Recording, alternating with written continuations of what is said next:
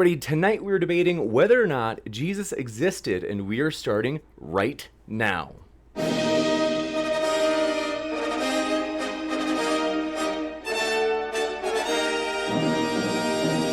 Ladies and gentlemen, thrilled to have you here for another epic debate. This is going to be a fun one, folks. Very excited to have you here, and if it's your first time here at Modern Day Debate, want to let you know we are a non-partisan channel focused on giving everyone their fair shot to make their case on an equal playing field in topics including science, religion, and politics. So we're excited for this one. Want to let you know what we are going to be doing tonight despite the thumbnail. So sorry about that. It's actually, tonight's topic is, did Jesus exist? So we have not gotten to have this one for a long time, and we just had a small error on the thumbnail. I'll be fixing that shortly. But want to let you know as well, no matter what walk of life you come from, we really do hope you feel welcome, folks. Christian, atheist, you name it. We are glad that you are here. Also, want to let you know that each of the speakers are linked in the description below. So this is a great opportunity to introduce the speakers.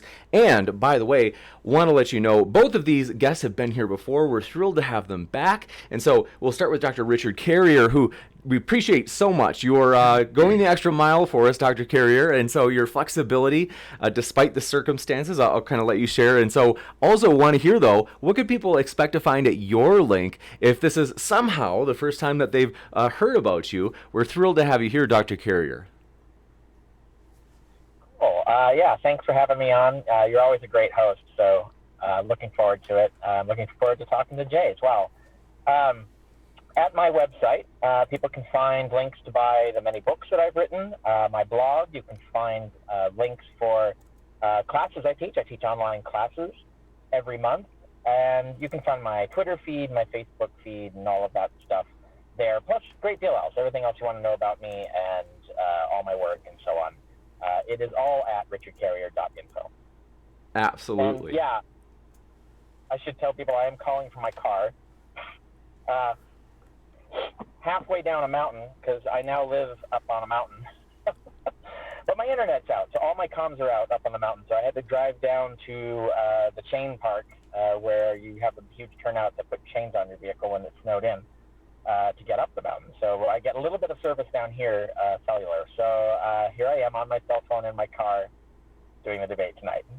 You got it. Well, we appreciate your flexibility, so this could still happen. This is going to be a great one. And CJ, glad to have you back as well. I want to mention, though, I feel like Dr. Carrier, for doing it, like, I mean, I know you don't mind. You're an easygoing guy, but I want to let people know, forgive me to the audience, I have to let you know that Dr. Richard Carrier has debated people such as William Lane Craig, Mike Licona, and many other, you could say, heavyweight scholars or debaters. And so this is a real treat to have him back. And so it's hard to explain exactly how awesome this is going to be. And so we'll kick it over to CJ as well. Glad to have you back, CJ.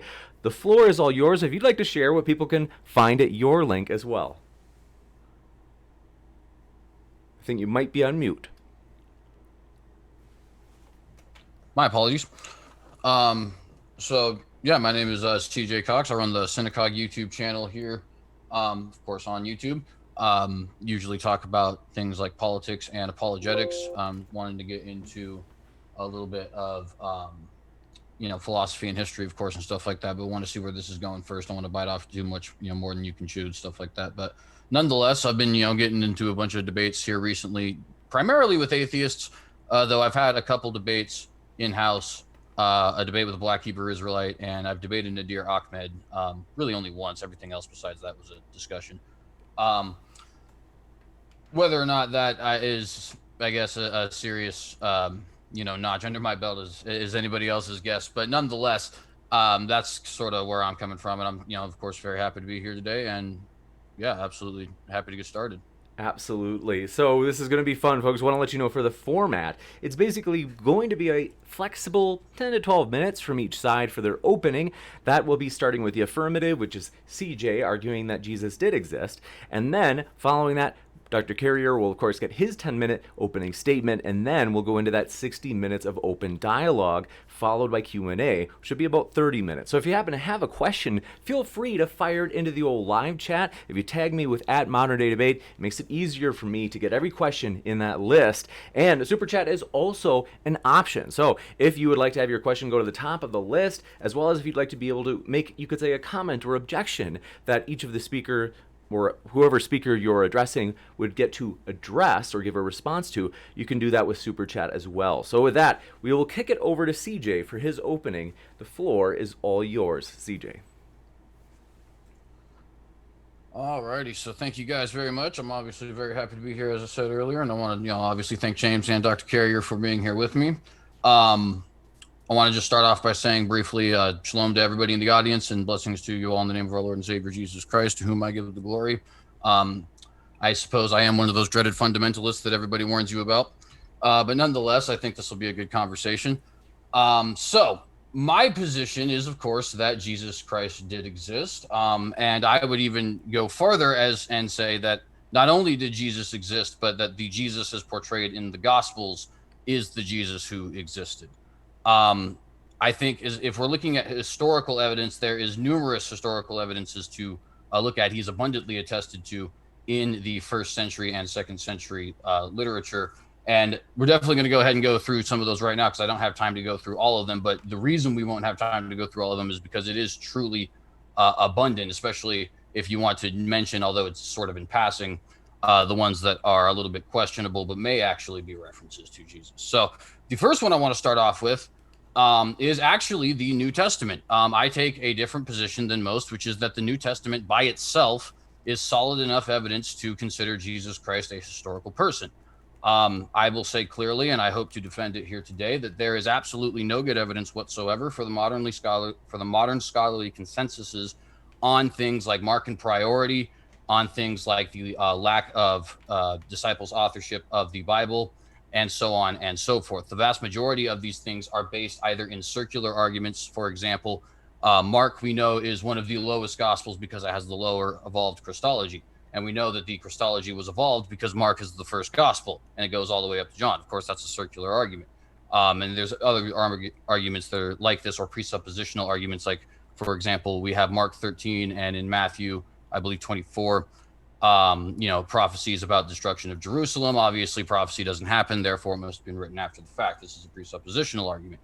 And for the most part, this is the kind of arguments you tend to see with, things like saying Markan priority rather than Matthean priority or something similar, with people claiming that John or Matthew or Mark or Paul or etc. didn't write certain texts, and so on and so forth. If you take what is the traditional view and the view that was actually the accepted view for nearly 1700 years, Matthew is the first person who wrote any book of the New Testament and would have written it within a decade of Jesus Christ's crucifixion, sometime around the year 33 AD, though the year 30 has also been proposed.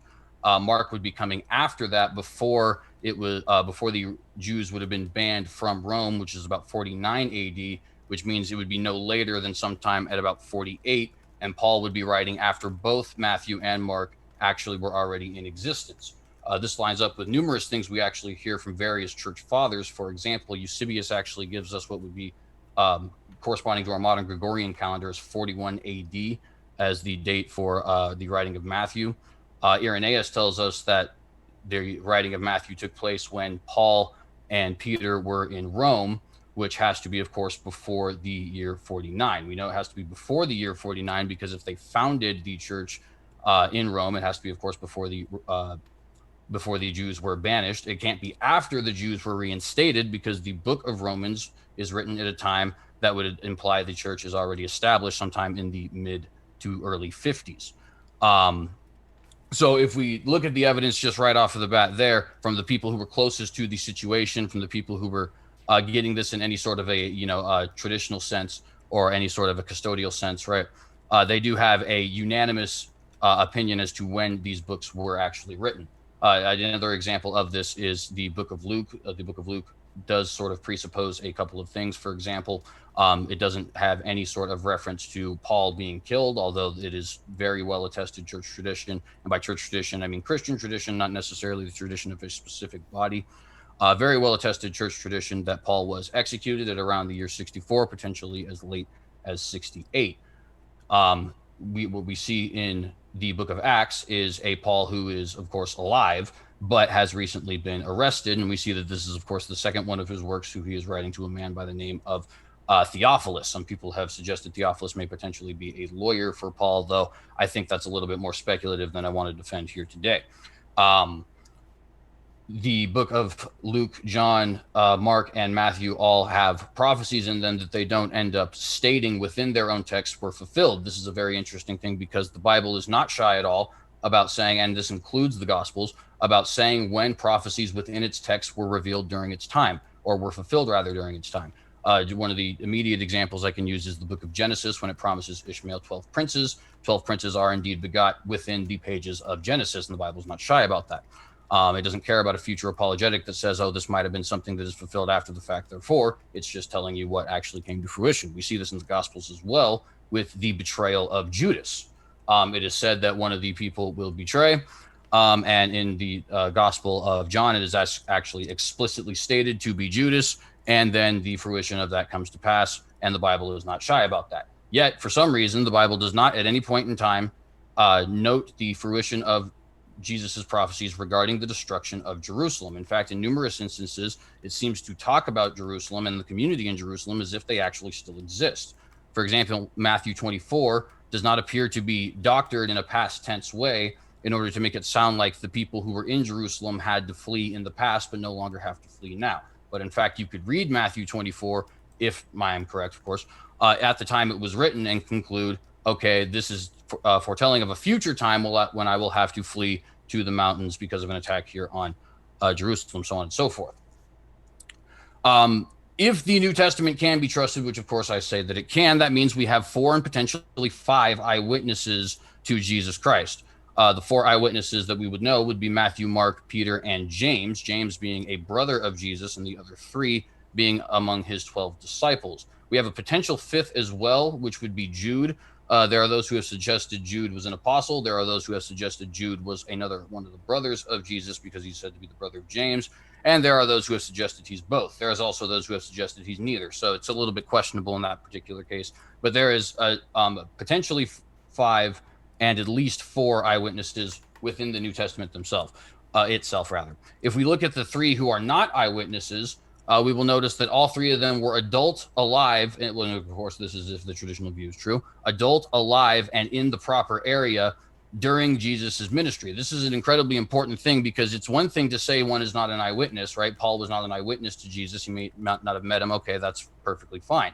I am not an eyewitness to John MacArthur, right? I am also not an eyewitness, nor have I ever met the mayor of the largest city in my state. However, I am alive, adult, and in the proper area, involved in the proper fields to where I would know about that person, and therefore it is reasonable to assume that I could verify that person existed. This could be said of at least Paul and Mark, and very probably of Luke as well. Outside of the New Testament, we have numerous Christian writings from people who would, if not fit in that exact same category, at least be very close to it. For example, we have an epistle of Barnabas, which is considered by most scholars to be authentic. There is also the epistle that Clement of Rome wrote to the Corinthians. Both of these are important because both Barnabas and Clement, are actually mentioned explicitly in the New Testament. We also have writings from Ignatius of Antioch and writings from Polycarp. And if you consider the works of Eusebius to be an accurate recollection of this man, we also have the preserved works of Papias as well. This brings us to 13 different Christian sources before 100 years after the crucifixion of Jesus, which is an incredibly important thing considering the fact that Jesus would not be somebody who would be particularly well attested, even if the gospel stories were true.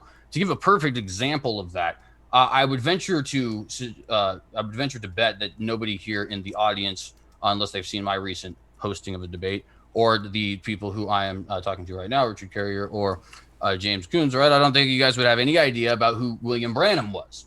Well, William Branham has 2 million followers who believe he was a prophet, right? That's equal to the Orthodox Jews. It's equal to groups like Black Hebrew Israelites, if not greater, groups that are much more popular than what are called message believers. He is believed to have worked miracles, including but not limited to rising the dead and healing a politician by the name of William David Upshaw, who actually wrote this and presented it to all of the different members of Congress. He can be associated with numerous very highly popular people like Oral Roberts, Jim Jones, Billy Graham, and etc. And he is considered to be by many the architect of what we would call the modern apostolic restorationist movement and the person who most televangelists would copycat. And yet you probably have absolutely no idea who this person is, which proves that a person who does exist and is said to have certain miracles following their life can have a certain level of obscurity behind them, given a certain amount of circumstances. And of course, you would think it'd be incredibly less likely for somebody like William Branham, considering the fact that we have a lot of documentation and record in the modern day. And of course, there is the many referenced sources outside of Jesus, which I won't get into too much because I wasn't planning on defending them too much, but of course I'm sure that will come up. Josephus references Jesus twice, writing before the year 100. There is serious evidence to suggest that both Phallus and Mara bar Saparion, I'm not entirely sure how you say his final name, but a person writing about the wise kings of the Greeks, Socrates, Pythagoras, and a wise king of the Jews, who they executed. And then after they executed this wise king, had their kingdom immediately removed from them, or at least preceding that in a close manner, right? There is obviously references from Tacitus, Pliny the Younger, Suetonius, and so on and so forth, Justin Martyr. And so I think when you put all that together, it is very interesting. You know, there's a lot of figures in history who we do not and should not question, who leave, or at least should be leaving, much more solid of a footprint in history, who have way less sources than this, and in a way smaller period, or over a way longer period of time. Excuse me. People like Sun Tzu or Socrates are a little bit more questioned, but people even like Hannibal, for example, right? Or there's a single reference to Imhotep, right? But no, people do accept his existence. There's very few references, at least within his lifetime, to people like Alexander the Great. Of course, there is references to Alexander the Great in his lifetime. I'm not saying that there's reason to doubt Alexander the Great's existence, but what I am saying is there's a lot of people who have a lot less references within the time frame we are given, right? Got about just 30 seconds to 60 seconds left. Yeah, absolutely. Thank you.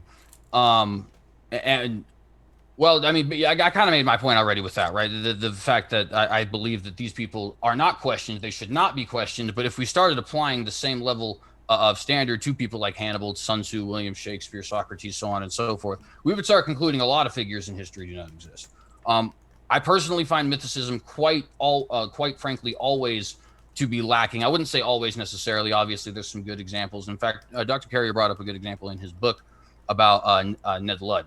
But nonetheless, I for the most part, Muhammad mythicism, Socrates mythicism, so on and so forth, they tend to be very lacking, in my opinion, and I think this is no exception. Gotcha. We will kick it over to Dr. Carrier for his roughly, let's say, 10 to 12 minute opening statement as well. Dr. Carrier, thanks so much for being here. The floor is all yours. Thank you. Thanks, Jay, too. Yeah, obviously, I disagree with almost everything Jay said. I'll start with the last thing. The whole idea is that we have as much evidence for Jesus as we have for Hannibal and Alexander and Socrates. Maybe we'll get into that more later. That's definitely not true. We actually have way better evidence. And in fact, if we had the kind of evidence for Jesus that we had for those guys, we would definitely be agreeing here. He and I would be on the same side that Jesus definitely was a historical figure. For people who want to dive into that, I have a whole series of articles on it online, but it's also in my book, Jesus from Outer Space. I have a whole chapter on this explaining why that doesn't hold up. Now, to explain why that doesn't hold up, we have to remember that for these particular people he mentions, we have inscriptions, we have eyewitness texts written that are definitely eyewitness texts, like with no question or dispute over the matter. Mainstream scholars agree on all of that stuff. So we've got really good evidence for them. We have early historians quoting eyewitness sources, interviewing eyewitness sources, discussing their sources, and so on. So we've got lots of that going on for those other scholars, or for those other historical figures. In the case of Jesus, we don't really have that. So let me back up a little bit and explain why would we even start to doubt Jesus? I mean, usually, mundane people who are claimed to exist, we don't have any reason to doubt them in particular. And that's a valid position to take. But the thing is that Jesus is a worship savior deity, right? Right out of the gate. From the first time we hear about him, he is a worship savior deity who is communicating with people through visions, through revelations from outer space, basically. And we have this from Paul. Paul's talking about revelations from Jesus. Jesus talks to him from outer space all the time. In that case, and also we have, he's highly mythologized in the Gospels. So when you see people like that, in that time and place, in that era, it was actually commonplace for these kinds of savior lords like Jesus to be mythical, but represented as historical in stories about them, right? So that's the reason why we need evidence that Jesus is an exception to that he's actually in a class of people that usually turn out not to have existed. Now, that doesn't mean he didn't exist. There could be evidence that makes him the exception to the rule, right? So that's when we would start looking at the evidence. And the fact of the matter is that there actually is no evidence outside the New Testament that we can establish as independent of the Gospels. And this is a fundamental principle in historical methodology, that if you can't establish that a source is independent of another source, it cannot be used to corroborate that source, right? If someone is just quoting someone else, or someone is just getting information from someone else, they're not corroborating that other person. All you have is that other person. So when you look at all the evidence outside the Bible, none of it can be established as independent of the Gospels or Christians citing the Gospels. So you can't establish that any of them had any sort of independent sources about the Gospels. So they can't actually be used as evidence. It's out of consideration immediately. So all we have, we go back to the Gospels. Okay, so the Gospels are the first time we have clear reference to Jesus being a historical person interacting with historical people in the normal way, right? But all the Gospels we know are interdependent. They're not independent of each other. We know this because, well, three of them quote each other verbatim, extensively, in Greek, by the way. So we know they're copying from each other, and none of them name any sources. In fact, none of them state that they have any sources at all. Luke says he's using written works that precede him that he believes are recording eyewitness testimony, but he doesn't cite any eyewitnesses himself. He never mentions having eyewitnesses as a source. And we know Luke's sources are Mark and Matthew, right? He doesn't name them, but that's what he's talking about. So he takes Mark and Matthew and adds some stuff and changes some stuff that we can't establish come from any other source. And that's the problem with the Gospels. And even in John, we could probably get into John, claims to have an unnamed written source by an unnamed eyewitness. But that eyewitness doesn't appear anywhere else in the other versions of the stories. And there's a lot of good reason to suspect that that's just a made-up source. And we know ancient authors did this a lot. They would invent sources that didn't exist to give authority to their text. So we can't establish that even John had an actual eyewitness, and he doesn't name this eyewitness anyway. And none of the Gospels say that they get all of their information from eyewitnesses. And they're all written in Greek, in, as far as we know, a foreign land and a foreign language, right? So, and of course, the mainstream view, and I think this debate might turn into just a debate over how we date the Gospels. I side with the vast abundance of scholars, including devout Christian scholars, that the New Testament, the Bible, or the Gospel texts were written after the Jewish War for sure. Luke was written after Josephus, because Luke uses Josephus for some of the material in his book, and so on. We can definitely date them much later. And Paul never references the Gospels. He never talks about any of the stories that are in the Gospels in the way that they're in the Gospels. Like occasionally he'll reference things like, Jesus inaugurating the Eucharist, but he doesn't describe it in a way that matches what we find in the Gospels.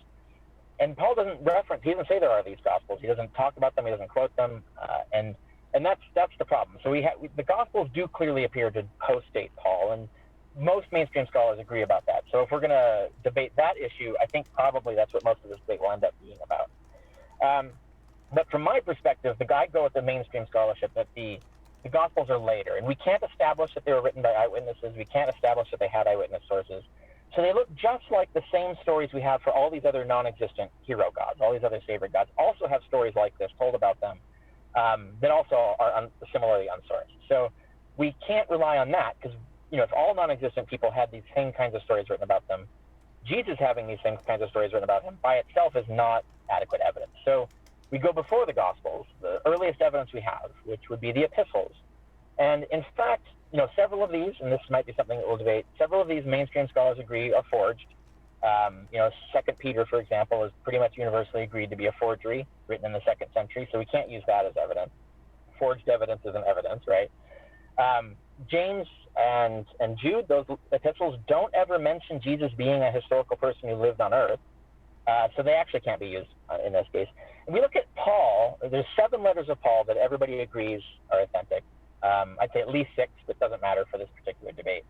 And there are no explicit references in the letters of Paul to Jesus being a historical person in the normal sense. And I'll explain what I mean. And that's what we, I think, come down to on this particular case. And people who want to go into this, of course, my latest book, Jesus from Outer Space, is the quick summary, 200-page summary of my case. But my actual peer-reviewed scholarship is on the historicity of Jesus. That's the big book with all the evidence and all the citations and all of that. So people who want to do a deep dive on this, that's where they should go look. But I'm just going to summarize here the basic principle. Any passage you might try to cite from the epistles as maybe implying Jesus was on earth is actually too ambiguous in the original Greek. We can't actually tell that that's what Paul means, and that's a big problem. Whereas, at no point does Paul explicitly locate Jesus on earth. He never says he died on earth. He never mentions anyone seeing Jesus before his death, incidentally. And he only ever refers to revelation in Scripture as sources for how anyone learned the teachings of Jesus. And we have this in Romans 16, where he says all the teaching and gospel of Jesus is learned by revelation in ancient Scriptures, not by the apostles or anyone having been eyewitnesses to Jesus. If you look at 1 Corinthians 15, Paul lists the sources for Jesus' death and resurrection, death and burial and so on, as Scripture. If you look at his list of the early Christian history, the first time he mentions anyone ever seeing Jesus is after his death, when he appears in Revelations to confirm that he'd risen from the dead. So even there's no ministry of Jesus. We have no mention in Paul of a ministry for Jesus, his ever being a miracle worker or an exorcist. Anytime there's teachings of Jesus, Paul is talking about them coming by revelation, not by people actually being there.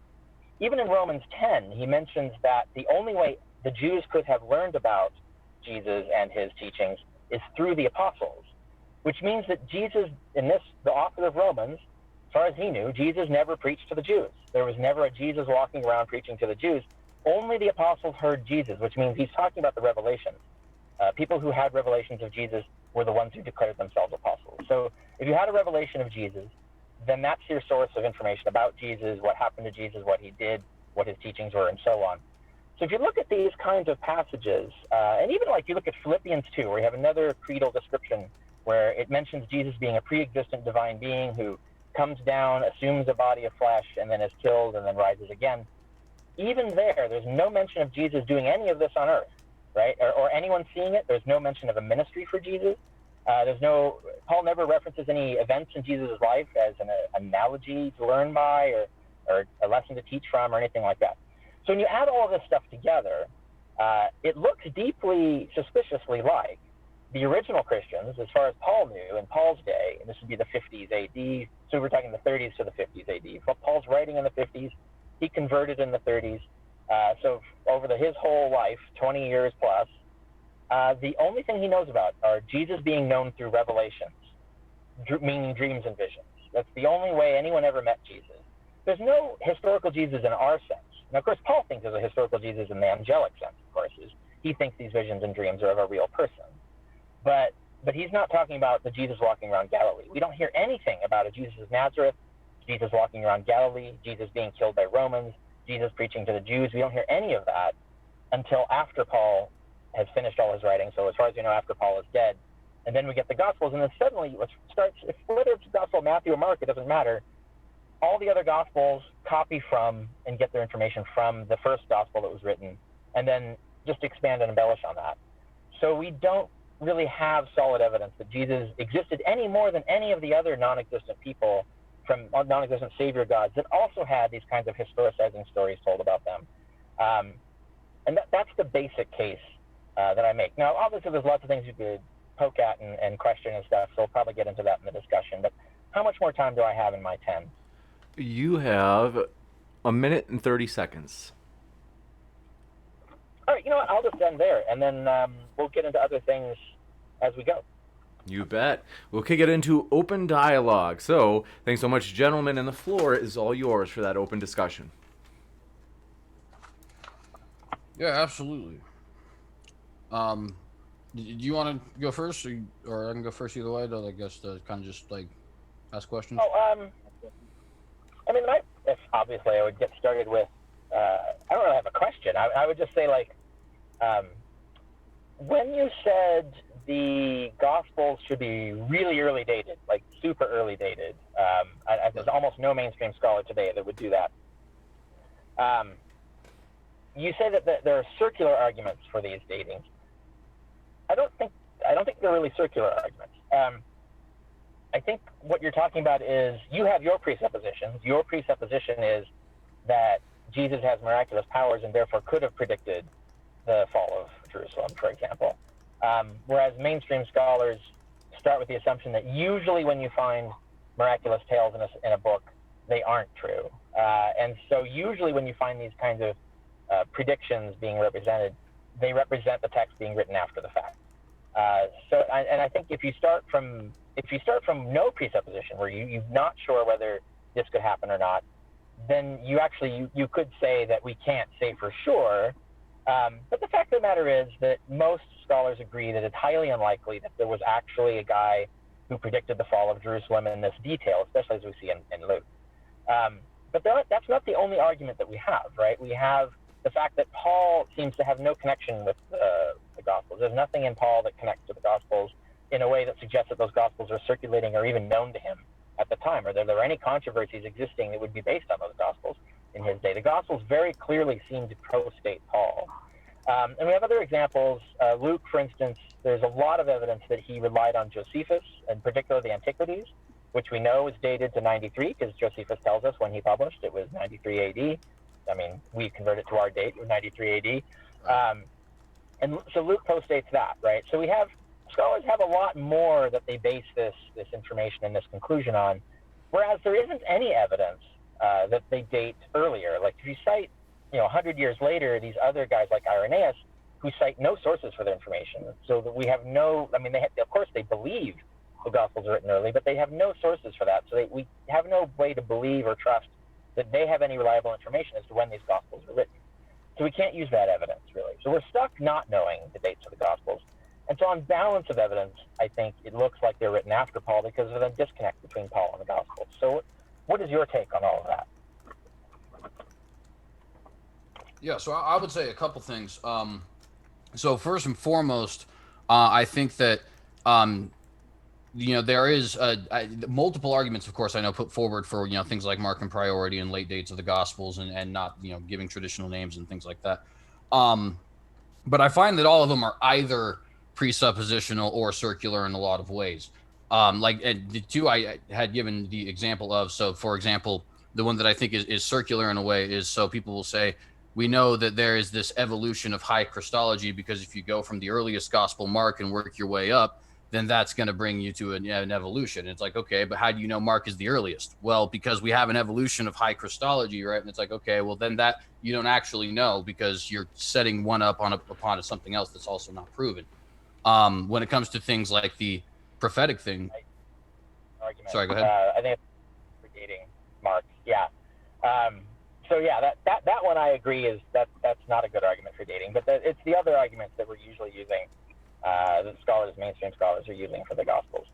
Well, and even some of those other arguments. So the one about predictions. First off, I would just point out, frankly, that I don't actually need Jesus to be divine in order to have a detailed and accurate prediction. Just simply because such a thing. I mean, considering the existence of people like zealots and stuff like that, it's not impossible that Jesus could have predicted that just as a regular man. Of course, I don't believe that, but I'm just saying, even as somebody who didn't believe the divinity, I don't even actually need that requirement. But as somebody who does believe in his divinity, I think that there's absolutely no problem for me with that. And even though they are, excuse me, even though both sides of that do come down to a certain presupposition in a sense, because, you either presuppose miracles are not possible because of some level of naturalism, or presuppose that Jesus is who he said he was, and therefore it is possible, or at least that he could be. Obviously that's going to determine a lot of, where you would place that argument. But I obviously would take the argument that I think it's at least possible. And of course I think that he was. But, even if I were a skeptical person, it'd be like a skeptical person who believes in metaphysical stuff and supernatural and stuff like that. Other things I would say about that as well are, if you look at, the history as we have laid out. Now, of course, to a certain extent, we don't know, some of the sources that people had, although in, other instances, they do reference these sources. Like, for example, Eusebius does talk about the words of Papias, and so on and so forth. Irenaeus talks about his succession of apostles, which is relatively likely considering the fact that now, and of course, this doesn't mean that he's going to get a perfect representation of what happened, right? Obviously, we know that people are going to have their flaws.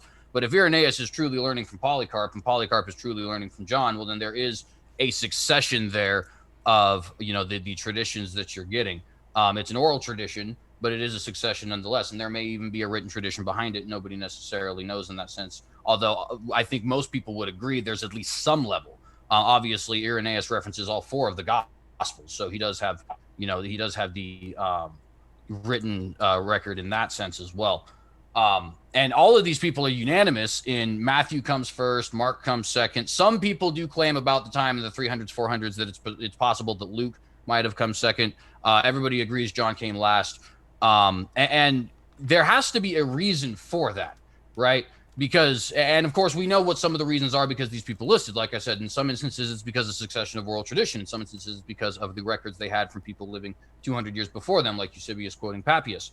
But it's not like these people just made it up. Well, I think this was actually written by Matthew. And, it's important to note in the manuscript evidence, we don't actually have, not only do we not have any of these gospels attributed to somebody else, but we actually don't even have any anonymous gospels. Every gospel we have that has the relevant portions, namely the beginning where it would say the gospel according to, does include the names that we attribute to them. Now, granted, they aren't the oldest that we have in the world. But it does show that there hasn't actually been debate about this for quite some time. If we look at, just to give you an example of what these different people paint for us. So Eusebius gives us what would translate to our modern Gregorian calendar as about 41 AD, roughly 8 years after the crucifixion, which he would put it around 33 AD. This lines up perfectly with what Irenaeus says, despite the fact that other things Eusebius and Irenaeus say might conflict with each other, because Irenaeus says that this book was written during the time that Paul and Peter would have been in Rome founding the church in Rome, which has to happen before 49 because that's when the Jews are banished from Rome. It can happen after 56, but that doesn't line up with the writing of Paul's writing for Romans to an already existing church. That would imply Matthew and also Mark, being before the year 49, which lines up perfectly, like I said, with what Eusebius has. Papias seems to include these two as the earliest two. The last thing I would say is Timothy, which I do believe was written by Paul, does seem to reference Luke directly. I do have the verse here, but go ahead and speak. Get to that. And just to remind everyone who maybe the audience doesn't know, but another thing that the mainstream consensus holds is that Timothy was not written by Paul. It's a forgery. And that's based on linguistic, stylistic analysis. It's written in a completely different style of Greek. As all the pastorals are, so Timothy and Titus and so on, they're actually more in the style of Luke. So some scholars have actually suggested that maybe Luke or someone from the Lucan school wrote it. I'm not convinced by that. But it is definitely the case that Paul didn't write them because they're not in Pauline style at all. It's someone pretending to be Paul. And that's why those letters aren't included in the 7 authentic letters that I was referencing earlier. But let me back up to what you were talking about before, this oral tradition that you're referencing. There's actually no evidence that this oral tradition came from any reliable source. This is the problem, right? We have, for example, Papias is one of the earliest fragments that we can extract from this. And what he describes about the oral traditions surrounding the Gospels, first of all, he doesn't even know about Luke or John. So that suggests Papias might be writing before Luke and John, and Papias is dated early 2nd century. So that would put John and Luke really late. But he does mention Mark and Matthew, but everything he says about them is wrong, right? He thinks Matthew was written in Hebrew. It's not. It's written in Greek. He thinks Mark is written out of chronological order. It's not. There's a lot of things that are clearly Papias is just following rumors, things people said. He's not like doing any research to find out that those rumors are true, right? And this is the problem. Then you get this telephone game. So then it gets to Irenaeus. He starts adding stuff. Polycarp probably added some stuff. So they keep making these conjectures, these rumors build and build and build. And we just can't establish that any of these rumors are true. And they only appear late. They're unsourced. That no one says where they're getting this information or why it's reliable. So that's why historians don't trust any of that stuff. There's too many things like that. I have a whole section in Historicity of Jesus in chapter 5, element 44, where one of the principles I put there is that forgery and faking evidence was the normal mode of Christian production of literature at the time. And I mean that in the sense that when you collect all Christian literature, most of it is forgery and faked. So like we know that there are some 40 gospels. So even if you believe there are 4 authentic gospels, that means over 80% of all gospels that Christians wrote were fake. There are some 6 or so acts. That means even if you believe the one act is an authentic one, the majority of books of Acts were fake. There's the vast majority of epistles. There's a ton of forged epistles outside the Bible as well as inside, but especially outside the Bible. The Christians were faking stuff all the time. They were meddling with stuff, doctoring with stuff. There are all kinds of wild, absurd oral legends about how Judas swelled to the size of a wagon trail and exploded. So there's a lot of this stuff that when we look at what the normal mode of production of ideas and information in Christendom at this time, we are deeply skeptical of anything we hear from them, right? So we need something better than just saying, well, I heard this rumor that. Like, we need better stuff than that because we don't trust Christian sources because there's so much production of fakery and forgery and invention of evidence in the early Christian tradition. So this is another reason why the mainstream consensus is where it is, because they're looking at the evidence and they're deeply suspicious of it, and they're right to be deeply suspicious of it. And so when you are deeply suspicious of the evidence, you need something better than people citing rumors that are unsourced, right? So that's the reason why we don't really go for that. And even the succession claims don't tell us anything about, even if they're true. Now we know that actually schools at the time invented succession lists all the time. So inventing succession lists was normal, even outside Christianity. And these succession lists are unsourced. But we don't know, we don't get to talk to any of those people in the succession line, right? So we don't actually get to see what they were teaching when they were alive, right? Or what they thought was true, or what they thought about the Gospels when the Gospels finally came out, and so on. So that doesn't help us reconstruct whether Jesus existed or not. And to go all the way back to your first point, I do think, that it does fundamentally come to, like, you have a bit of a circular argument going in the sense that you want to trust the Gospels with regard to Jesus being supernatural, and then you use that premise to argue that the Gospels must be early because Jesus could supernaturally predict, the fall of Jerusalem. Now, granted, you say that maybe he could have done it without supernatural power, but possibly doesn't get us to probably. That's the usual thing. And when we look at like Luke is writing in such detail, the predictions are in such detail that it's generally not believed that Luke is writing with anything else but knowledge of Josephus' account of the fall of Jerusalem, right? That's how mainstream scholars are looking at all of this stuff. And it isn't just like we just presuppose these things, right? We need to, and I think this actually is the difference between arguing or debating the historicity of Jesus with a fundamentalist Christian and debating it with a secular historian who also thinks Jesus existed but wasn't supernatural, is that we are starting from a very different conclusion about the broader evidence of the world, which is whether metaphysical naturalism, some sort of ontological naturalism, governs the world, whether miracles actually happen or not, whether there are supermen or not, right?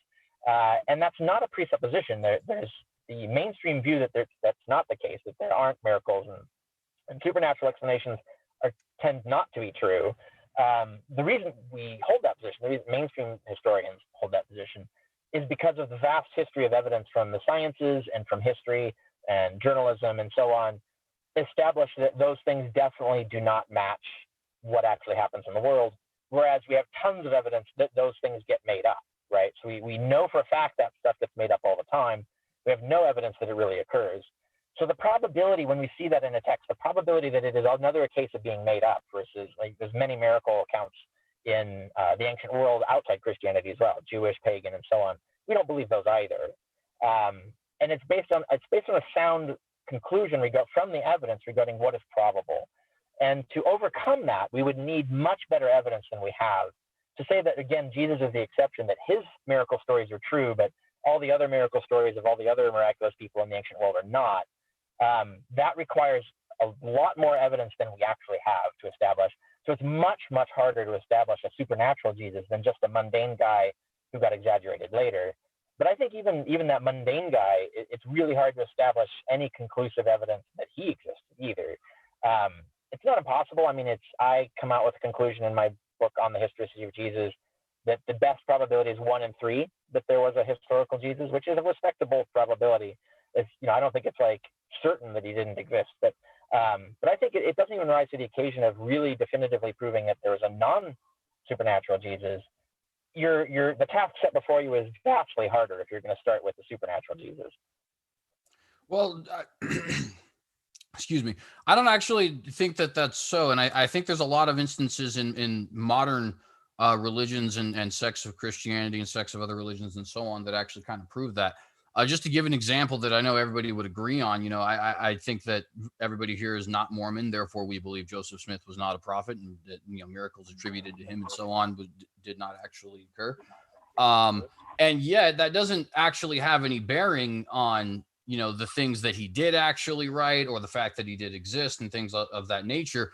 And in fact, he's actually, despite the fact that he did exist and throughout his life was a relatively mundane occurrence, does end up having a relatively big impact and a lot of stories told about him, including a lot of legends that some Mormon sects believe, but some don't. And to be fair, the mainstream LDS church doesn't believe these for the most part because they tend not to be accurate. For example, the white horse prophecy, right? The white horse prophecy is this prophecy that the Constitution is going to hang by a thread, excuse me. And because of that, there's going to be a flock of people into Mormon territory, and the Mormons are going to save the Constitution and, save the day, and everybody sings Kumbaya. And of course, I'm paraphrasing it a little bit. But the point is, the Mormon church recognizes that there's virtually no evidence at all that Joseph Smith actually said that. And so as a result, though a lot of Mormons do buy into that, though it comes up every time Mitt Romney does something in politics or some other politician who happens to have a Mormon persuasion of faith, the LDS church agrees because there's solid evidence behind it that did not occur and that cannot be attributed to Joseph Smith. And so there we have a perfect example, right, of somebody who has miracles attributed to him that still has, texts and followers that we are able to trust because there is a certain level of tradition that is able to be backed up, while also seeing some extrapolation on that and something that is added in the, newspapers, right? Like, we have really extensively good documentation for early Mormonism. If you wouldn't be able to make any of that statement that you were saying now if the state of evidence for Mormonism were the same as for Christianity. Well, but 2,000 years from now, it probably would be. Well, no, because all the stuff that we have that we could show that prove that Joseph Smith was basically, a con artist, all of that documentation, it's tons of documentation, eyewitness testimonies, state and court documents and newspapers and everything. None of that exists for early Christianity. So we actually can't run those kinds of tests on early Christianity. And that's not Christianity's fault. It's, the ancient world, like a lot of evidence is lost, right? It's nowhere near as well attested as the early 19th century. So there's a huge difference in evidence base there. If we had the evidence for Jesus that we have for Joseph Smith, that would be a no-brainer for the historicity of Jesus. It's just to be fair, though, we have all that evidence 150 years after Joseph Smith, right? Which is about the same time that, people like Irenaeus and et cetera would be writing about Jesus. Even if they did actually, So Irenaeus says, well, there's this court document or this newspaper that was published. I went to the library and checked the newspaper from 1880 or whatever, 1830 or whatever. They don't do that, right? Whereas now I can do that. I could literally go look at the actual things, the actual newspapers. I can look at photographs of the actual newspapers from that time. I can look at the actual original documents or photographs of the actual original documents. I can do that. They couldn't do that back then, and they don't mention doing that, anything comparable or analogous to doing that back then. Well, Irenaeus himself doesn't, but so much better and so much better preserved than it was then, and that creates a huge epistemic gap for us is the problem. Well, and Irenaeus himself doesn't, I'd say that he has that directly, that to be fair, right? However, there are other people who do. For example, Justin Martyr talks about having the Memoirs of the Apostles. Tertullian talks about, Tertullian goes as far as to reference, official decrees and stuff like that. And of course, people will dispute the. Sorry, every time that you speak, it looks like I can't actually hear you. And then I apologize for that. I don't mean to talk over you. Yeah, I'm sorry. It's a delay. Okay. So, gosh, there's a lot there.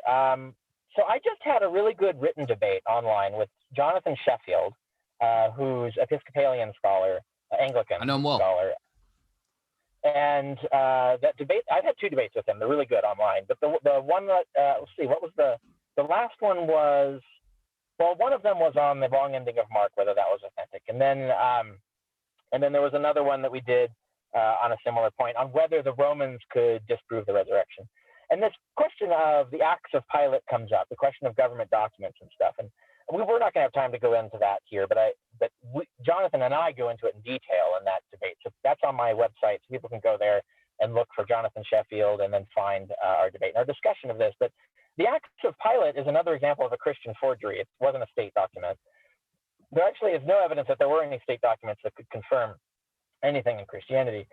Justin, you mentioned he cites the Memoirs of the Apostles. He means the Gospels, and in fact, he means the Proto-Evangelion of James, which is a non-canonical gospel that is based on the Gospel of Luke. It takes Luke and expands on the Gospel of Luke, and we know that because he says that the Memoirs say that Jesus is born in a cave. None of the Gospels in the Bible say Jesus was born in a cave, but the Proto-Evangelion of James does. So we know that when he says the Memoirs of the Apostles, he gullibly thinks that the Proto-Evangelion of James, this late derivative made-up gospel, was actually written by James, right? It totally was not. It was just someone claiming that it was written by James. And that's why we find all of this evidence like super deeply suspicious, and that we can't really rest reliance on that. To change the subject slightly, though, you'd mentioned Joseph Smith, and I should mention this so that people understand where I'm coming from, is that I think Joseph Smith is not a good analogy for Jesus. Joseph Smith would be an analogy for Peter, right? Because Joseph Smith has the angel Moroni is revealed to Joseph Smith, and he gives all the teachings. And Moroni is actually the savior figure in this model. He's the one who inaugurates the Mormon religion, who teaches everything to Joseph Smith and gets Mormonism started. Joseph Smith is just his prophet, right? That's what Paul is saying he is with respect to Jesus, and seems to say that that's what Peter is with respect to Jesus. So Peter and Paul, they had revelations of Jesus. So Jesus is actually Moroni, the angel Moroni. He's analogous to the angel Moroni in this model. So if you're going to ask, like, what is the evidence that the angel Moroni is an actual historical person, now you're closer to an actual situation similar to early Christianity. How would we establish that the angel Moroni was historical? And if Jesus was just like the angel Moroni, how would we establish that? And the only thing that's different between the two is that in the ancient world, it was typical to take these hero figures and put them in history and give them a story. And that didn't happen to Moroni because that's a different model in the modern American landscape. So that didn't happen to Moroni. But that's the analogy there. So you look at Joseph Smith and you look at Peter and Paul, we have poor evidence for Peter and Paul, but we have better evidence for them than we have for Jesus. And that the reason we have crappy evidence for them is, again, it has to do with the poor preservation of evidence from the ancient world. Whereas the evidence for Joseph Smith is vast because the evidence preservation in the modern era is so much better. But I just want to make that point because if people want to understand how this could happen to Christianity, I'm saying, and other scholars have agreed, not everybody, and we're a small minority in the movement, but that the religion started this way, that Jesus was like Moroni. He was an angel who revealed himself to these apostles. They went around spreading the news that he'd undergone this death and resurrection. And then, what was back then a lifetime later, people started putting took this hero and put him in Earth history and gave him interactions with historical figures and stuff, just had been done with other savior figures, right? That's the model. And then, of course, eventually, after about 100 years more, the original version of the religion kind of just died away or was suppressed. And you had this certain sect of Christians that started pushing the narrative that the historical Jesus, the earthly Jesus, was the real one, and arguing against the ones who are claiming that there was a mythical one. We see this in 2 Peter. It was forged to attack these Christians who were claiming that gospel stories were merely myths. But we don't get to read the writings of any of those other Christian groups. You only see the polemics on this side of the historicizing Christians. And so that's the model that I think fits the evidence better. But of course, we're not going to resolve that in this debate today. But I just wanted to make it clear so everybody understands what it is that I'm actually proposing as the case. Well, and to be fair, I think that does kind of, in a sense, does kind of presuppose the idea we have here of a celestial Jesus, because I mean, first off, I do believe that Paul certainly does portray a Jesus who has to be earthly. Otherwise, what he's talking about doesn't make any sense. And I would argue that even if you restrict that to the seven, just to give an example of that, when he says born of a woman, born under the law. Well, first off, being born of a woman, I know you'd have argued before, well, that the word he uses is kind of the same word that he uses for Adam. Well, not only is Adam portrayed in Genesis as a physical person who's actually living, not a spiritual being, but on top of that, if you're created or made of a woman, then that's really no different than saying you're born of a woman. So the change of terminology doesn't actually make a difference. And furthermore, when he says made under the law, that actually is a much stronger indication of Jesus being a fleshly being than saying born of a woman. Because if you're born under the law, according to the Jewish understanding, I mean, just to give, sorry, go ahead. From Galatians 3-4, that Paul ends by explaining that the women he's talking about are Hagar and Sarah, allegorical women. He says this is an allegory. Being born of a woman is an allegory for being born into different world orders. If you're born into the world of flesh under the law, you're born to Hagar. Then you get reborn by Sarah when you're resurrected into new life, right?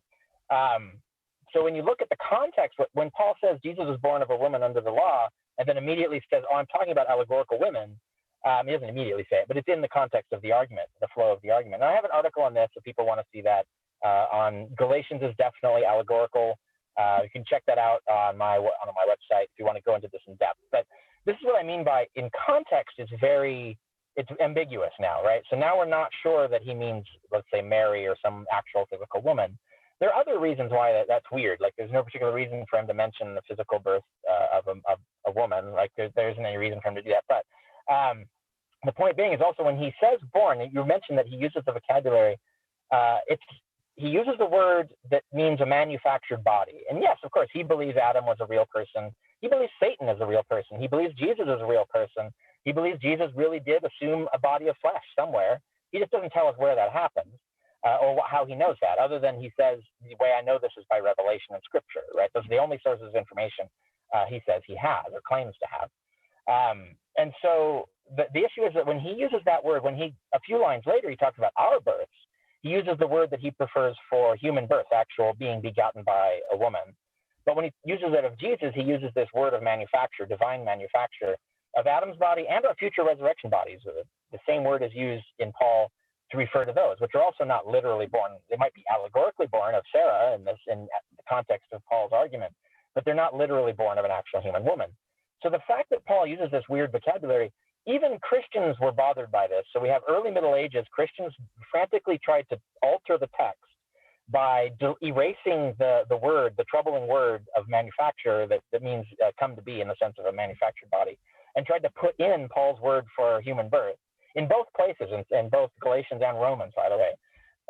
And now this attempt to meddle didn't work. It didn't prevail over the manuscript tradition, but we have evidence of them attempting to do it. And this is in Bart Ehrman's Orthodox Corruption of Scripture. And you can find an extensive discussion of it there. So this shows like even early Christians were bothered by Paul's vocabulary, but these are Christians who are after centuries later who are convinced of the historical Jesus, and then are actually worried about the fact that Paul's letters don't really effectively argue for that. So they tried to alter them to do it. But that means they understood what I'm pointing out, is that Paul's vocabulary is weird and looks like he's talking about something else than we think. And that's the only kind of passage you can find in Paul. There's no clear, explicit discussion of Jesus actually existing on earth, interacting with earth, having a ministry, doing any of those things. And there's lots of places in Paul where we would expect something like that, where him to use, remember when Jesus did this, or remember when this woman touched Jesus, and so on. There's a lot of ways where he could actually use stories about Jesus' life, or people could throw those stories at him that he has to argue against, right? That never comes up in the letters of Paul, and that's really weird. And that's one of the reasons why I and a few other scholars are starting to doubt that there ever really was a Jesus. Well, and I would certainly have a lot to say, on a lot of different things there. So the first thing I would say is the Hagar and Sarah split that Paul talks about in Galatians 4 is not the same thing as when he says that Jesus is born under a woman. If we read Galatians 4 in its full and proper context, He is specifying that in the fullness of time, meaning when all of the prophecies and the law of the prophets had come to pass, right? Jesus says himself that I have not come to to abolish the law, but to fulfill it, right? So in this fullness of time where he's supposed to be the fruition of all of these different prophecies and hopes for the future in the Old Testament, right? We get Jesus. And once again, I'd like to point out, not only is born of a woman, because you can say replace the word born with made or formed of. Formed of a woman says the same thing. It communicates the same thing. So some people might have had a problem with that in the Middle Ages. That's fine that they did. I don't understand that, right? I think that, and I think most people would, because most people did. If we look at the overwhelming, not only common laity, right, but also the scholars all throughout history, right? The overwhelming majority of people have interpreted this the same way. There's a reason for that, I believe. I'm not saying that necessarily means anything, but I do think there is a reason for that, because that is the plain understanding of it, even if you change the terminology to say formed of a woman or molded of a woman or something along those lines. But also the thing that he says after that is much more important in this particular context. When you say under the law in a Jewish context, the angels are not under the law, right? Celestial beings are not under the law in the sense that we are under the law. In fact, one could seriously argue that nobody but Israelites are under the law. So not only, sorry, go ahead.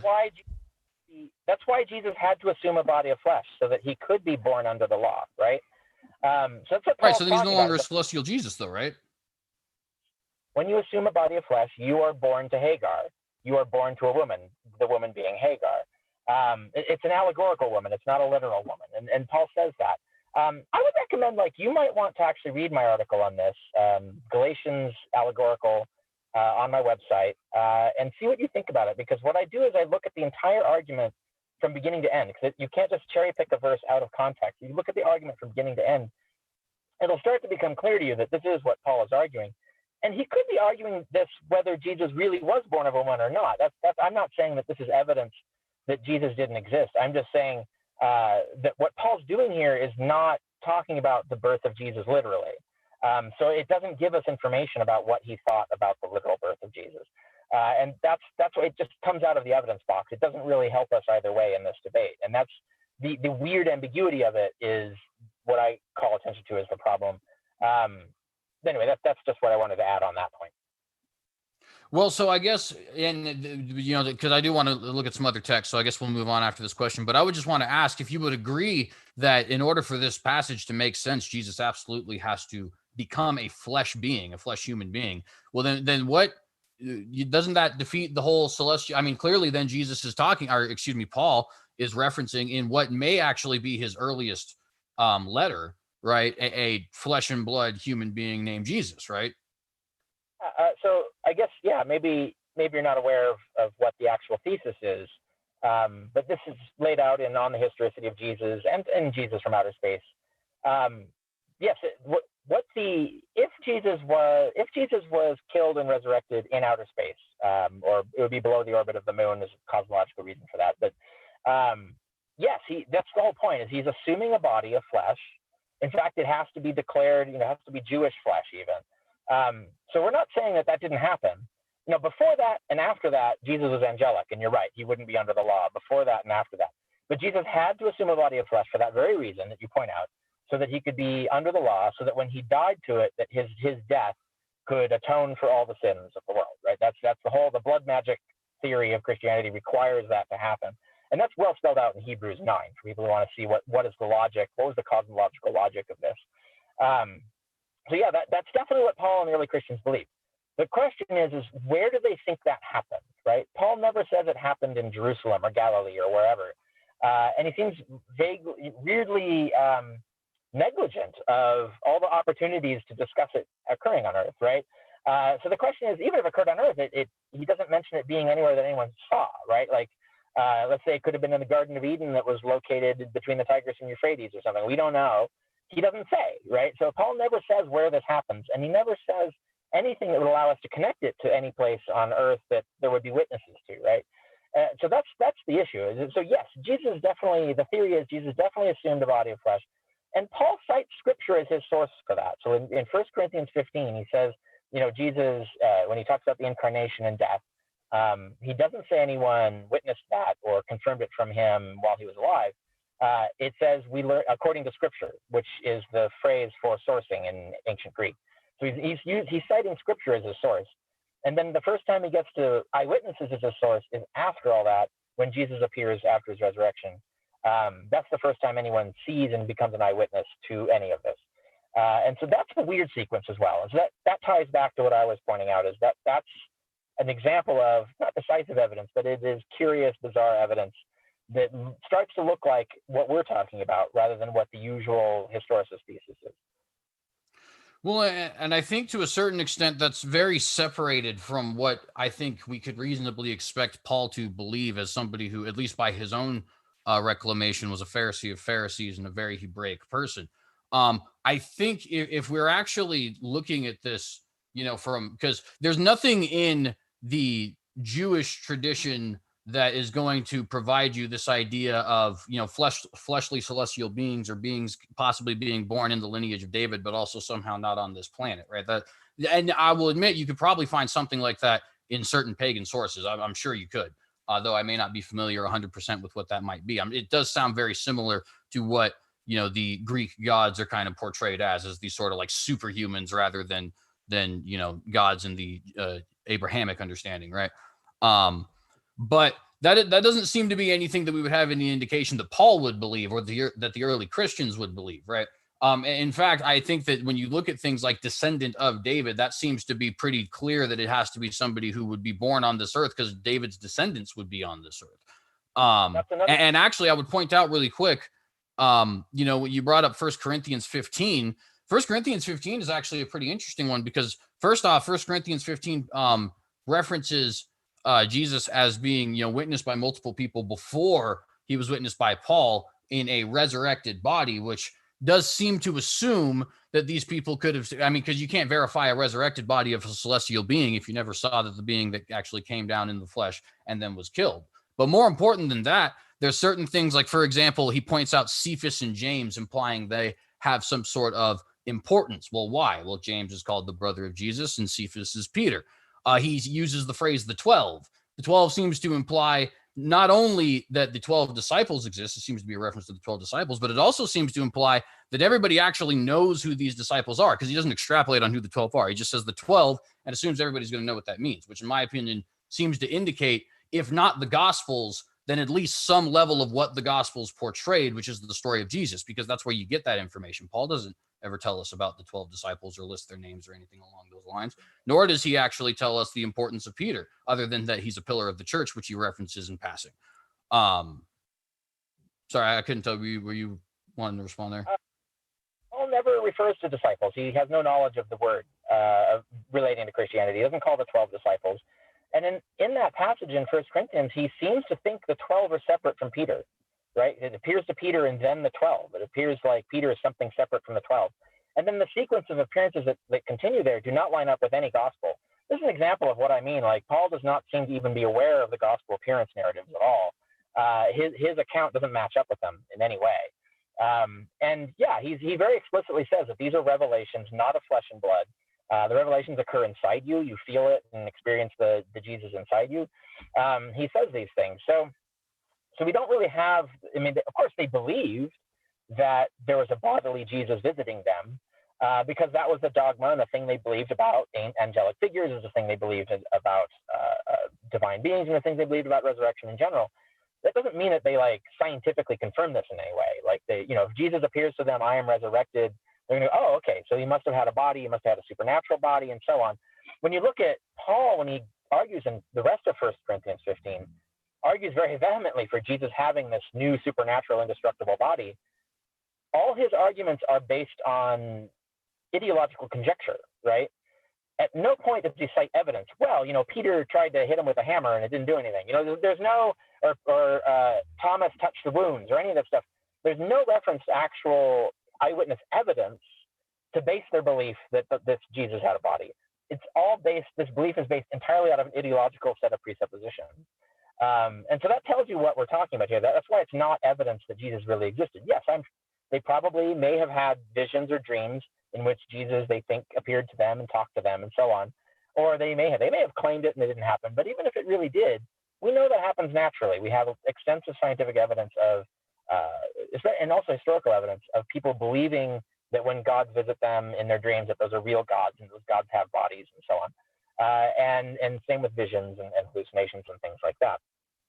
But I want to go back to the descendant of David thing. This is an example of what I was talking about. Yes, a lot of Bible translations have that, but that's not in the Greek. At no point does Paul ever say Jesus is descended from David. Paul says Jesus is manufactured out of the semen of David directly, right? He doesn't say that it's a descent. He doesn't say like it came from Joseph who descended from David. He doesn't say descent at all.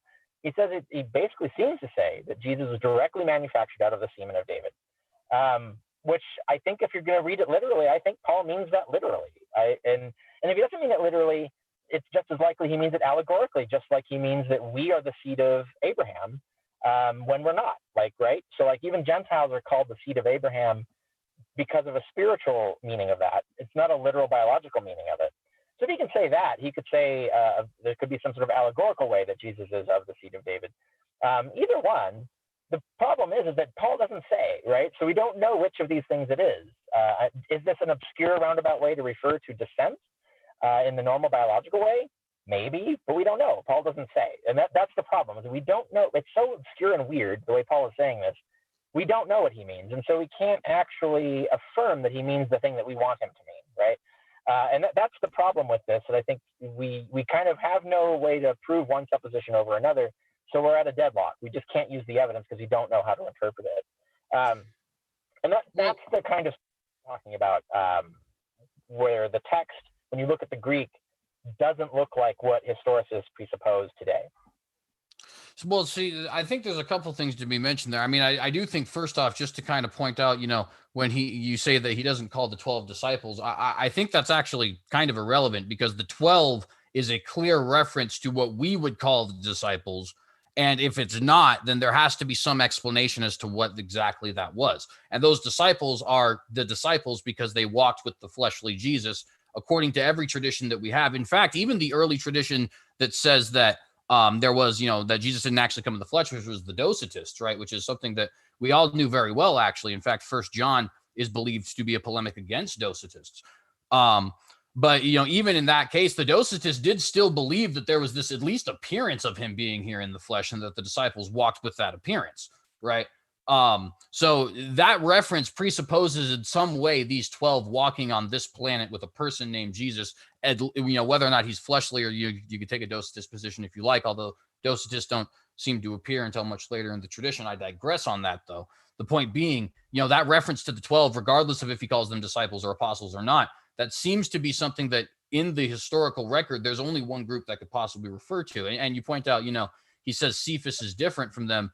Well, if it's true that Peter is in some way, a chief of the apostles, which I'm not a Roman Catholic by any stretch, but he is said by Paul himself to be at least a chief in some sense, right? He says that James, John, and Peter were pillars of the church, which does seem to give it, and that, also that Peter was given into a ministry of, unto the Jews. So he does seem to indicate there is definitely a level of status Peter is afforded. So that, we really only need an explanation that's that simple. And as far as, saying something about it's saying, literally of the semen of David.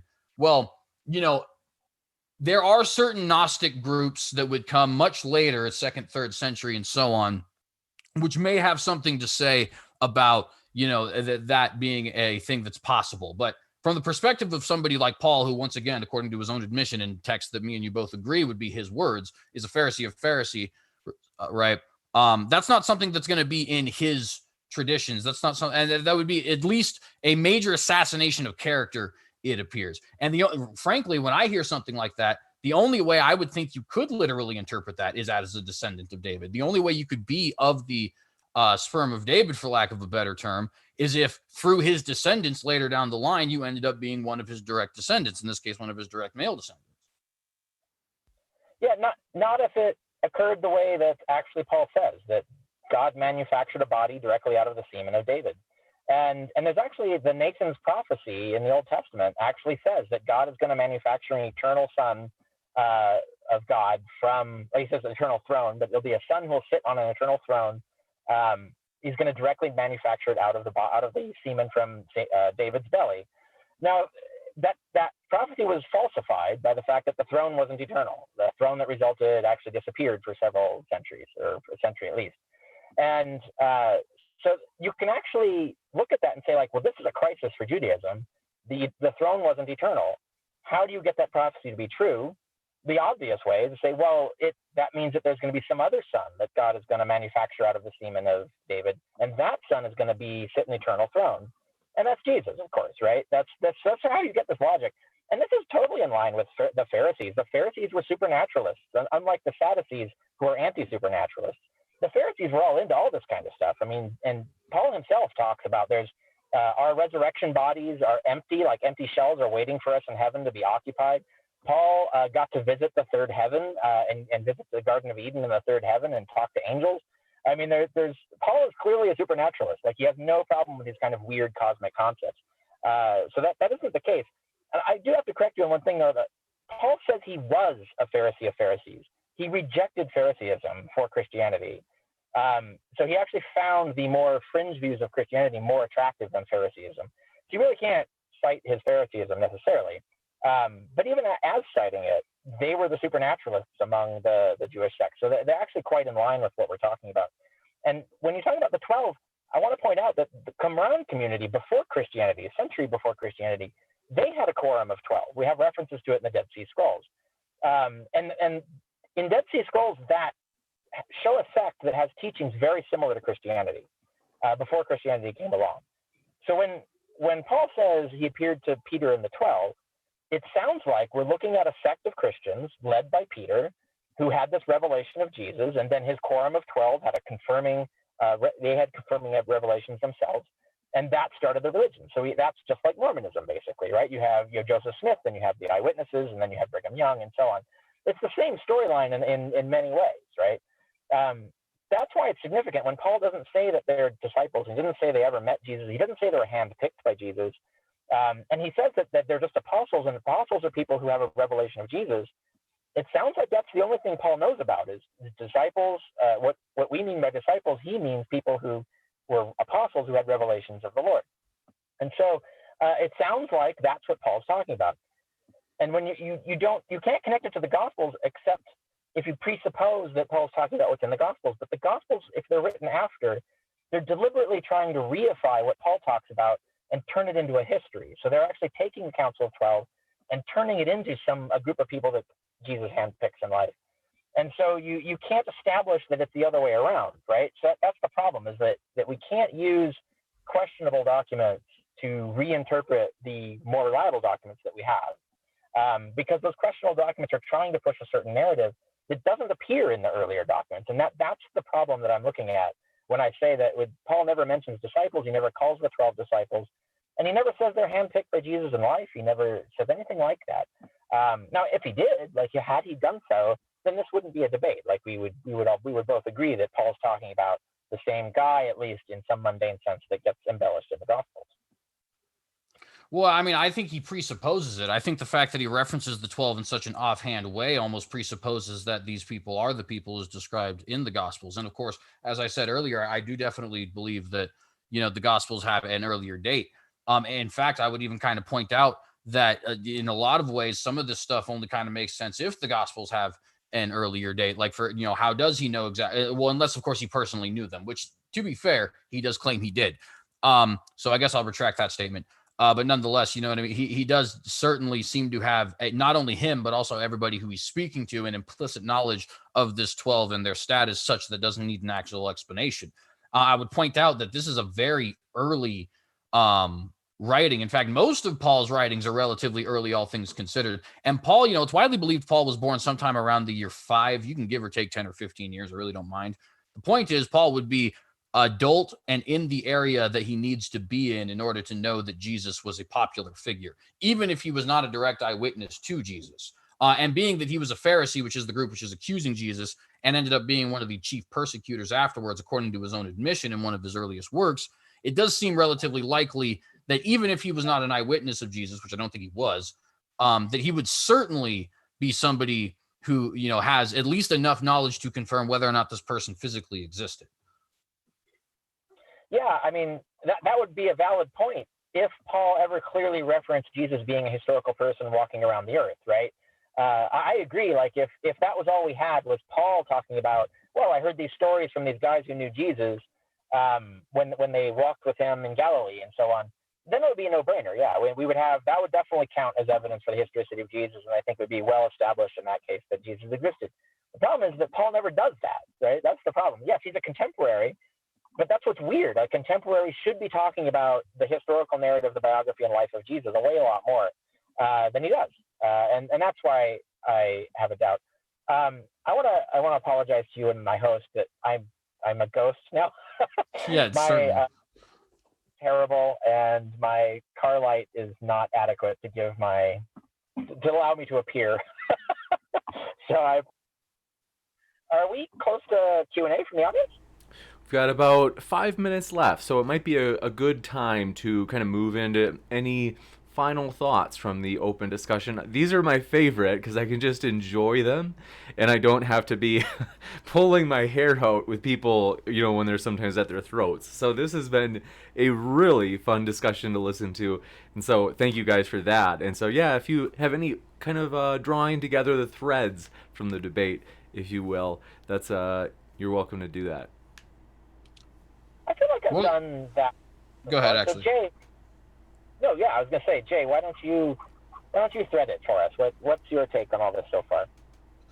Yeah, certainly. Well, I do think if it would ever be possible, now, of course, this would be something in the future, but perhaps a slightly more old school classical version of this might be in order, because it does appear there's a lot of topics we bounce back and forth from, and obviously that's expected, right? You wrote a 600-page book on this for a reason.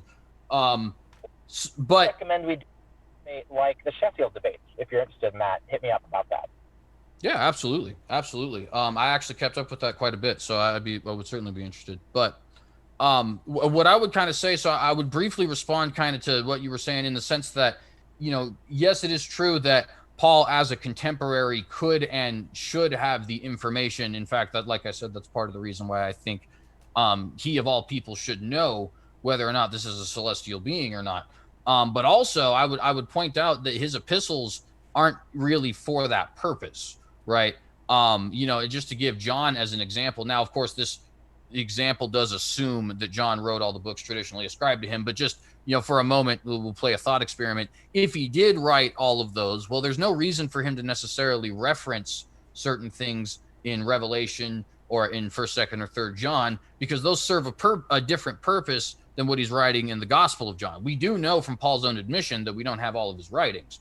There's at least 4 letters that scholars believe were written to the Corinthians. Of course, we have 2 of them currently, and of course, there's a lot of reason to go into that in canonization and things like that we don't necessarily need to get into now, just because it's a long topic in and of itself.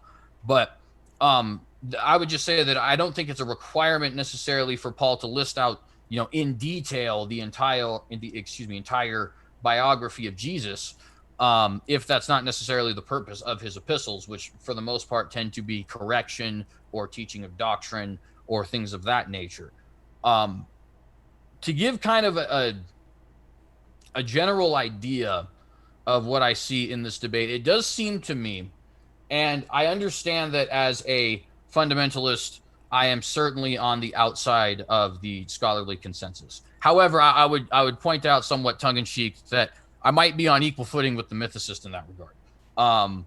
That being said, I do think, a lot of times these sorts of things do seem to, in my opinion, if not presuppose, at least, suppose and not properly explain things that I just don't think there's solid evidence for. I mean, I would be open, for example, to Hebrews. I've been seeing some evidence that Hebrews could potentially be written by somebody like Barnabas and something like that. I'm open to that, though I disagree. But when people describe the other 6, it seems, like things that, like, for example, you brought up the stylistic differences. Well, I'm a writer, and I could find 4 or 5 of my own styles, right? Easily. And that's just me writing myself without any sort of a scribe or anything like that. You know what I mean? True, that is actually. Stylometrics has found that it's almost impossible to erase your style, because what we look at are markers of frequency of idioms word length, sentence length, things like this, particular ways words are used, and in conjunction with other words, and so on. It's almost impossible to fake someone's actual writing style. Even if you think you've done it, computers can tell you that you haven't. And there's actually, and even not computers, you can have just stylometrics from the early 20th century are pretty good at spotting this stuff. So it is actually exceedingly difficult to do that, even if you tried. And there isn't any reason Paul would try. But that's why we think like whoever's writing the pastorals clearly has a different command of Greek, uses words differently, has different frequencies of sentence length and word length and so on, uses idioms differently, uses prepositions differently. When you add all of that up, it's highly unlikely that it's suddenly Paul has had a brain tumor and has completely changed the way he writes. So that's why mainstream scholars, I'm talking about mainstream scholars and what they're talking about, and I agree with them. Like I think it's almost impossible to imagine that the Paul who wrote the 7 Authentics also wrote the pastorals. But I want to, so let's wrap up with that one point about, I want to clarify that I'm not saying that we should expect Paul to write the entire biography of Jesus in his letters. That's not what we expect. What we expect is that Paul wrote 20,000 words. 20,000 words, that's a lot. And never, ever occasions any of his arguments with an example from Jesus' life. No one used examples or no one asked him questions about Jesus' life and how it might pertain to things or things Jesus said in life. Or he never mentions Jesus handpicking the disciples. He never mentions, there's just, the problem is that there's many occasions where he would mention something from the life of Jesus and he doesn't. And in 20,000 words, he never does. That's really weird. And if you're writing 20,000 words about this guy that you think is amazing, and there's a lot of controversies around, and that you want to teach people what he taught and how he lived and stuff like that, and you never talk about how he lived and what he did in life, that's strange. And that's it's not like conclusively strange, but it's strange enough to warrant being doubtful, I think. And that's, I think, one of the leading arguments that has led me to the position I'm in. And remember, I say, as much as a 1 in 3 chance I'm wrong. Like there could be a 1 in 3 chance for the historical Jesus, at best. But I'm highly skeptical, and that's I think I've gone over in this debate the reasons why, and I think, like you said, we can't go over everything in this debate. I think the best place to be for people at this point is to go look at my books, look at anything that you've got on your website, and pursue it from there. I would love to do a debate with you, actually, written debate, Sheffield style, on the dating of the Gospels. I think because that seems to be a very central point, and it is the most divergent point that you make from other people I've debated. And I think I know other people would like to see that debate. So if you're interested in that, I would like to do that at some time in the future. Let me know. Yeah, absolutely. I'd be honored. I guess so. To kind of let this come to, because I know that he was saying we got about 5 minutes left, so to kind of let this come to a little Less bit of than 60 seconds. Cool. That's a pretty solid timing. I guess what I would say in conclusion, on of course, wanting that sort of a future conversation to take place, I would say that there's a lot of things in this conversation that I think are sort of like left on the cutting room floor, for lack of a better term. But in the end, it does seem to me that there is at least a major disconnect between the things that I would and that I think the majority of evangelical or fundamentalist believers would say and believe, and what is being presented from the mythicist perspective. It maybe be a wise idea for people to explore that more and see why, if we can hammer out some conclusions.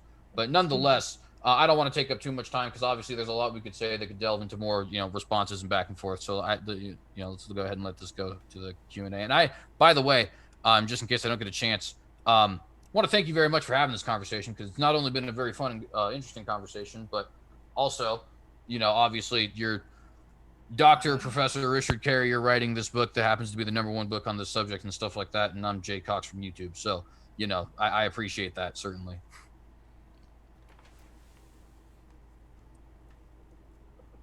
I think Richard or Dr. Carrier is still with us, and let us know if you are. I know that there's a lot of extra challenges being on the road for this debate. Oh, we still have him in Zoom. I suspect he can hear me. So we'll jump into those questions. Excited for them. And so yes, thanks so much. What we will do is start with the very first one, which comes from, as she goes by, Stupid Whore Energy. This is an objection to you, CJ. Says Alexander the Great does have contemporary sources. I think she's referring to, I think you had maybe mentioned earlier that if we held the Dr. Carrier's standards to other historical figures, that we wouldn't be able to believe them as well. But Stupid Whore Energy seems to be saying that, hey, but we do have contemporary sources for Alexander the Great. Well, so I would want to clarify, I guess, and to be fair, apologists don't typically clarify what they mean when they say that the biographical evidence for Jesus is equal to Alexander's. When we have contemporary references to Alexander, the references that we have are, in like speeches, for example, and letters and things like that. But they're not biographical in the sense that we have like the Gospels or things of that nature. Now, I certainly do believe that there is evidence of that nature as well. But if we look at actual biographical information, it doesn't come till almost 300 years after Alexander the Great exists. I'd also point out that I disagree with the notion that there's no contemporary witnesses of Jesus, right? I believe Matthew, John, Peter, and James, at least, and possibly also Jude, would be eyewitnesses, and that Paul, Mark, and Luke would be alive, adult, and in the same area, meaning, obviously contemporaries of Jesus. Did we lose Dr. Carrier? Yeah, I think we did. However, I'm confident he'll be back in a moment. I'm going to keep an eye on my email as well as the Zoom window in case he jumps back in. And in the meantime, we'll stick with just questions for you, CJ, and that way they are fitting with who we still have. Now, don't worry, folks. CJ is still here as well. Right now, it's just that the Zoom boxes are scrambled in OBS, and so I've blacked them out until I can fix them. And so with Dr. Carrier's return, it'll look back to normal in just a moment. But you can hear CJ as he answers this question, which is from, you guessed it, Stupid Whore Energy strikes again, saying, what does CJ make of the fact that you have exact accounts in Matthew, Mark, and Luke that are verbatim word for word? Well, I think there's a couple things that could easily explain that. First off, I do think if Matthew did write the Gospel of Matthew and in the Aramaic or Hebrew tongue, which I think when Papias refers to it as being Hebrew, he probably means Aramaic, because I'm more than certain he did not know the difference, as most people probably would not at that time, right? Because that'd be the language the Hebrew people would be speaking.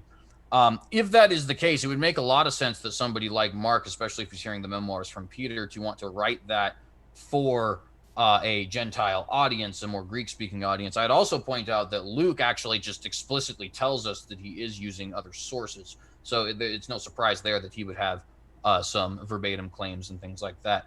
Also, I would point out that if Matthew was a tax collector and a publican like it is claimed in the book of Matthew, then it is entirely possible that he could have been some kind of like a note keeper on his own personal time and things like that. He probably would have been a very organized person, and that could explain why he has such sharp recollection even without things like things that I would believe as a Christian, like inspiration of the Holy Spirit and so on. Gotcha. And thank you for your next question. What I'm going to do is, just to be sure that Dr. Carrier can get back in, if it's I don't know if it would help, but I'm going to shoot him a text with the Zoom info.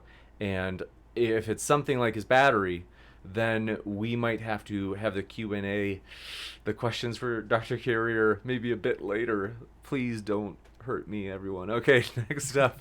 Thank you for your question. This one comes in from Scott Duke. Thanks so much for your kind words. Says, this is a model debate going on here. Keep up the great work, James and Associates. Thanks so much, Scott. That seriously is encouraging. And I couldn't agree more. This has been so fun to just get to listen and not be stressed out over worrying about how heated things are going to get. So this has been awesome. And yes, like I said, I'm going to shoot this text over right now. But in the meantime, we have another super chat. This one coming in. We're going to look for others for CJ. Wow, we do. Barry, thanks for your super chat. Says T-Jump's chair better watch its back. Dr. Carrier's car seat is the hot HAWT new seat meme. Well, yes, we really appreciate Dr. Carrier. Basically, he had his internet at his home, which he lives up in the mountains. It got wiped out, basically. Something went wrong today, outside of his control. He got in his car and drove down the mountain to where he could eventually have enough service to be able to be, in touch with us. And so we really do appreciate him going the extra mile there. And so let's see. Got so sorry, just like, what was I? You can tell I'm a boomer. 2 seconds. Almost got it. Fair enough. All right. Next question. Thanks so much for your super chat from Stupid Whore Energy, bringing the hammer down once again. Oh, I think we've got Dr. Carrier back. Awesome. Yes, I'm back. Thrilled to have problem. you. No problemo. And we have just been reading questions that were addressed to CJ in the meantime. So we've been moving along. And so let's see. What we'll do is go back just to get Dr. Carrier some questions in the meantime. And this one comes in from Hunter Bailey, who says, Dr. Carrier, how do you determine someone to be historical that is actually historical figure on Earth? Is there a historical method in particular that you use? Please give me the details from Sentinel Apologetics. Yeah, of course. I mean, this always happens. I've written a whole book on this. Proving History is my book on historical methodologies and how we do it. Although I think what they're asking is more of like the particular nitty gritty of how we do this. And to do that, I think the best example would be to go look at my article on Hannibal on my blog, or in my book, Jesus from Outer Space. I have a whole chapter on this, right, where I go through historical figure after historical figure and show like why are we so sure these guys existed, and like I go through the kinds of evidence we have and why it matters, and it's like why we have good kinds of evidence. But there's also the reference class information too. Is like what kind of person is this? So like if it's a general who fought in a war, they tend to exist, right? So we already start with a positive in the evidence column. We're already like probably they existed. But if you're starting with a savior God who communicates to people from heaven, you're starting in a different column, right? You're starting in a category of people that usually don't exist. So Jesus is actually starting the race behind compared to other people like Hannibal and so on. But even then, it should be easy to build enough evidence. If there was strong evidence for Jesus, it should be easy to build enough evidence to show that he's the exception to the rule, right? And we just don't have that. And so when you look at like the evidence we have for Socrates, the evidence we have for Hannibal, the evidence we have for Alexander the Great, or even Pontius Pilate, for example, it is better than we have for Jesus. If we had for Jesus anything we had for those guys, this would not be a debate. And if you want to see what I mean, I do talk about it in those places. So like I have an article on Spartacus as well as another one online. All of this stuff, by the way, is in that chapter in Jesus from Outer Space, the new book that's coming out in October. So if you want to see what that looks like and why these are different categories of people and why the evidence is different for them, that's the place to go to.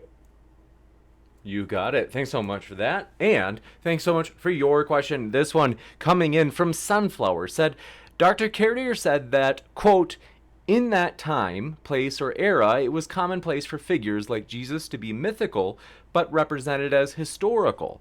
And then they asked, who are some examples?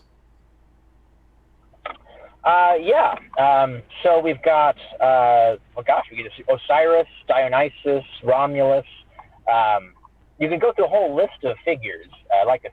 In fact, even, of course, in mainstream scholarship, Moses is put in this category. Moses and the patriarchs are regarded as mythical people that were put in history centuries later to communicate the teachings of the Jews at the time. But even within the pagan background, we have a similar thing. There was a similar thing in the Middle Ages with saints. A lot of the saints were made up, right? That they were regarded, they were actually like reinterpretations of pagan gods, right? Like you take a saint and invent a historical person who's basically taking the role away of a pagan god that used to hold that role. And you can look in the literature on the saints, but I think the best examples are the ones that I use from the ancient world, and that's, for example, the rank Raglan class of heroes is one of the main categories. Aesop is another one. But if you want to look at the ones that look most like Jesus, where you start with a celestial deity and is a savior deity who gets ported into history as a person interacting in a historical way on Earth, that's when you get to Dionysus, Romulus, Osiris, and these other figures that started as celestial beings and got converted into historical saviors. Gotcha. Thank you very much. And thank you to Dr. S.J. Thomason has a question. This is for Dr. Carrier. She asks, why didn't Luke include the martyrdoms of Peter and Paul in Acts if Acts was written after they happened? For example, Stephen and James were included in Acts, or namely their martyrdoms. Yeah. Well, there are a variety of reasons. There's a variety we don't know, first of all. He doesn't say. But there are a variety of reasons it could be. One is that the entire narrative of Acts is pro-Roman, right? The entire thing is Romans always come in and save the day. They always let Paul off. They always do nice things to Paul. They always save Paul from the Jews. The last thing you're going to end that book with is the Romans killing Paul, right? Because that kills the entire narrative of the book. Now, the book of Acts is aware of the death of Paul. There's a scene where Paul says goodbye to people in a foreign city before he goes to Rome, and his speech very clearly voices that he's going to die, right? So the author of Acts knows Paul is dead, right? He knows he's going to die, but he doesn't want to narrate that story. He wants to end on a high note. He went to Rome, he was allowed to teach freely, the end. And it's like, we'll just pretend that's where it ended. That's basically the most plausible reason. And this is, most mainstream scholars agree that this is one of the reasons why Acts ends there. So that's, and like I said, Acts has that historical consciousness of the death of Paul. And then when you add to that the fact that Luke and Acts clearly reference using Josephus' Antiquities as a source, puts Luke way after the 90s, or at least late in the 90s, basically AD, which is, long after Paul is dead. And we could go into the evidence as to why, like the evidence is sometimes kind of funny and interesting as to why we know Luke relied on Josephus, but there's extensive writing on this. Richard Purvo's books, his commentary on Acts, his book, The Mystery of Acts. These go into it. There are other scholars who've written on this. It is kind of the growing mainstream view right now. You got it. Thank you. And thank you again, S.J. Thomason, for your question. This is an interesting one, more of a combination of, you might say, theology, philosophy, psychology, all rolled into one. Asks, would Dr. Carrier bend a knee for Jesus if he knew beyond a doubt that Jesus really resurrected from the dead? So that wouldn't be enough. Huh? I would need, if I'm going to bend the knee, I need to know that Jesus is worthy of it. Just being supernatural, rising from the dead, even just being a god is not enough. Like, you actually have to be a good person who actually acts compassionately and acts justly and believes in spreading justice and compassion in the world. And that means actually taking action to do it. Right now, the history of the world does not suggest any such Jesus existed. So if suddenly one showed up, I would be deeply suspicious. It would be like Ardra on in the Star Trek Next Generation. It would be some supernaturally powerful person who clearly does not have compassion and justice as their main mission agenda on Earth. I'm not going to bend my knee to that person. I'd rather be killed by them than that. Gotcha. And thank you, Luis Ramiro. Appreciate your question. Says, Dr. Carrier, about your, quote, 1 in 3 chance, unquote, in your opinion, what is the best piece of evidence for a historical Jesus, and why is it not strong enough? Yeah, that's one item we didn't get into in this debate. I think, personally, the best evidence that historicists can voice, and one reason I say it's the best is that we'd be better off if we didn't have it. Mythicism would be better off if it didn't exist. And that's simply because I think it miscommunicates to people what's going on. It's complicated. The evidence is complicated. And that's Paul's 2 references to brothers of the Lord. And the historicist argument is, well, if Jesus had brothers and Paul knew him, then Jesus existed. And that's a completely valid argument, except for the premise is questionable, which is that Paul only tells us that the only kinds of brothers of the Lord that he knows about are cultic brothers. That means baptized Christians. All baptized Christians become brothers of the Lord. And so he tells us that. He never makes a distinction between these kinds of brothers of the Lord and biological brothers of the Lord. Yet he would have to if he meant something different. So when he talks about brothers of the Lord, he should be saying, oh, I mean brothers of the Lord in the flesh, or something like that. And he doesn't. And so I think when you look at it in context, this actually is evidence against the historicity of Jesus. But if you don't buy that context, if you aren't convinced by that argument, then it does look like it does look like confusing evidence. So the question is, I think that evidence is ambiguous, and I make a good case for why it's ambiguous. And it's this argument that Paul clearly knows about brothers of the Lord in a cultic sense. He never gives any clear indication that he knows about brothers of the Lord in the biological sense. And so we can't use this evidence. So I think in the worst case, or in the best case for historicity, I actually count this as evidence for historicity, but weak evidence for historicity. So in my book, I call it as twice as likely if Jesus existed than if he didn't that Paul would say these things, on the top end of my margins of error. So I actually allow this to be evidence for historicity. It's just not strong enough because there's too much ambiguity in it. It's not the kind of smoking gun we'd need. Whereas it would be different if he'd said something like, the brothers of the Lord in the flesh, or the brothers that Jesus had when he was alive, or something. If he said something that very clearly established that he means biological brothers, then that would end this debate. I think that would be very strong evidence for the historicity of Jesus. You got it. Thank you very much. And this one coming in from Sigifredo Sarabia, longtime viewer. Glad to see you, Sigifredo. Says, Dr. Carrier, thank you and a pleasure. Little off the rails, but curious, how would you argue against the Shroud of Turin in Italy, whose face is in that tomb?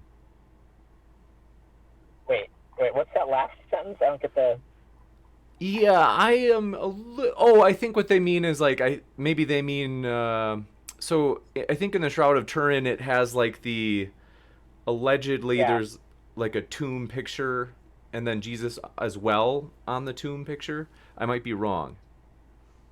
No, the Shroud of Turin is a shroud that has an image of supposedly deceased Jesus on it.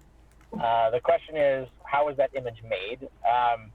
Now, there's a lot of articles, a lot of peer-reviewed work on this that shows that it's paints. It was someone painted it. It's a medieval painting. It doesn't even match logical human dimensions and stuff. And we even have we actually have documentation that it was the forger. We've actually found we know who forged it and so on. There's a lot of evidence on this. There's a lot of crazy conspiracy theory type bogus articles about it as well. So it can be difficult to sift through. There is a bibliography on this, and I have it on the historicity of Jesus in my book. Shroud of Turin might be in the index. I think it should be. But if not, it's in chapter 7. I have a footnote explaining why I don't recognize it as evidence.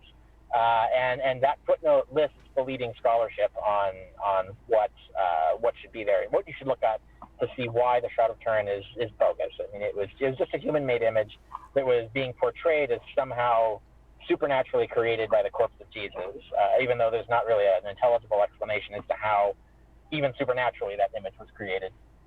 Gotcha. Thank you for that. And this next one comes in from Stupid Whore Energy Strikes Again, saying, unless I'm mistaken, Dr. Carrier estimates a 4 out of 5 chance that Jesus did not exist. This last part, I think they're maybe asking for clarification because I'm slightly confused. They said, isn't that a very high amount of uncertainty? Basically 50-50. I'm not sure if she's saying that she thinks that 50-50 would be a more reasonable position rather than the 4 out of 5 or 80% chance that he did not exist. Or did I interpret that right? No, something amiss there. But Raphael Lataster also published a peer-reviewed monograph questioning the historicity of Jesus. That he takes the position that it's closer to 50-50 whether there was a Jesus. I conclude that the upper end of my margin of error is 1 in 3. The bottom margin is 1 in 12,000. But if you want to know how I get to those numbers, that's all in the book, right? As to how I get there. I don't know what the 4 and 5 is. That there are certain specific items of evidence that I score that way in the process of it, and so maybe they're confusing one of the columns in the calculating the odds in the book. I don't know, but my actual official conclusion on the historicity of Jesus is the upper margin is 1 and 3, and yes, I agree that suggests a huge degree of uncertainty, and that's completely expected because the evidence is crap, right? The evidence is so sparse, so compromised, so distorted and so difficult to work with, that we should expect a high degree of uncertainty in an issue like this. In contrast with, for example, the historicity of Joseph Smith, where the evidence is vast, like there should be no high margin of error there at all. Like the evidence is really damn good for Joseph Smith. The evidence for Jesus is so complicated and vague and difficult to work with, that high level of uncertainty did not surprise me by the end of my study. So it fits, I think. You got it. Thank you very much. Next question. This one comes in from Sigifredo Sarabia with another saying, Dr. Carrier, there's a rumor that made it to the History Channel titled The Bloodline of Jesus. Is there no bloodline or search in Tom Hanks's movie? Are you trolling us, Sigifredo? I think that they are serious about the first part, on like your thoughts on it being on the History Channel, the search for it. Yeah, there are people who seriously try to argue that Jesus has living descendants or did have living descendants. James Tabor is one of the scholars who does this, who's not he actually has qualifications, like he's actually a real scholar. I'm not at all convinced by his arguments. I mean, they're very, let's say there's a lot of stretching of plausibility and a lot of stretching of logic to get there. No, I'm not convinced by that at all. But I am aware that there are a few fringe scholars who try to argue that. You got it. And this, let me just see if we've got one more. We do. Yeah. Let's see. We have another question. This one coming in from Rodney Fowlberg, appreciate it, said only the most radical of atheists would deny Jesus as a man at the very least. You've got a critic here, Dr. Carrier. They said it's like saying Odysseus was not a real figure because you don't believe in the Iliad is history. Wait, are they affirming? No, Odysseus didn't exist. I don't know why they would say that he does. That's a funny. That almost sounds like a Poe. Anyway, but no, I mean, Odysseus didn't exist. Odysseus is mythical. Odysseus is an example of like a hero that gets his whole biography written and he's attached to a historical event and so on. I used to say the same thing. I used to be adamantly hostile to mythicism and the idea that Jesus didn't exist. Because of course he existed, his existing doesn't pose a problem for atheism.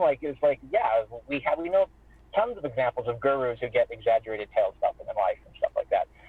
Religious leaders who get these kinds of myths told about them later. So historical Jesus is entirely compatible with my worldview. And I used to be pretty sure that it was a demonstrable point. It was only when people started getting me to actually look into it, and then eventually I did a postdoc research grant that my fans got together, and I did a whole research project on it. Spent 6 years researching it, and that's when I really came to conclude, actually, no. When I look at the evidence, it doesn't hold up. And so I had to go where the evidence led. I was perfectly prepared to make a really competent and strong secular defense for a mundane historical Jesus. The evidence just didn't go that way. And that surprised me, ultimately. You bet. Thank you. And don't worry, CJ, we've got a question coming up for you. We've only got 2 more here. We've got Jake 4D, who says, let's see, great discussion. More of this, James, and less flat Earth and conspiracies. Appreciate that. Well, we're sick. At least we'll admit it. We like our conspiracy theory debates. But I agree. More of this. This was honestly a true pleasure, and this is one that we'll remember. It's been a really fun one, and so glad you loved it too, Jake. And also, they said, is there anything in Jesus from outer space? I think they mean the way that you used it, Dr. Carrier, in referring to the idea like Jesus ascending, and they say that's not also on the historicity of Jesus. I'm not exactly sure what they mean by that. Asking about my books. So the peer-reviewed monograph is on the historicity of Jesus. That's the title of the book. That was published by Sheffield Phoenix and in 2014, and it's almost 700 pages. It's filled with footnotes, tons of the huge bibliography. It's a very dense academic book, very serious academic book, and that's the peer-reviewed monograph arguing this thesis. And just recently, in October, it's going to launch. You can pre-order it now on Amazon, Kindle and print. Is my shorter pop market version, which is just 200 pages, Jesus from Outer Space, which is the title. And what they're asking is there anything in Jesus from Outer Space, the book, that's not in the other book? And the answer is yes. I'll do two things in that book. Actually, no, keep your eye on my blog. I'm going to post a blog about it tomorrow. So by the end of tomorrow, you'll get to read about it, what's in the book and what's not in the book and so on. But very quickly, Jesus from Outer Space, that book, distills the arguments down to the bare essentials of the argument, and then focuses on those bare essentials more in a way of trying to explain why these are persuasive arguments, or why you should find them persuasive arguments. And in doing that, I've reconstructed the arguments to anticipate what the critics have said about on the historicity of Jesus. So basically it's a redesigned way of making the case that is responsive to the usual criticisms.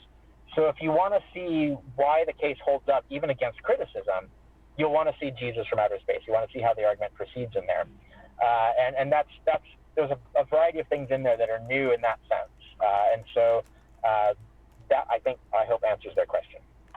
Gotcha. Thank you very much. We have a next question. This one just flew in. Go Men, thanks for your question.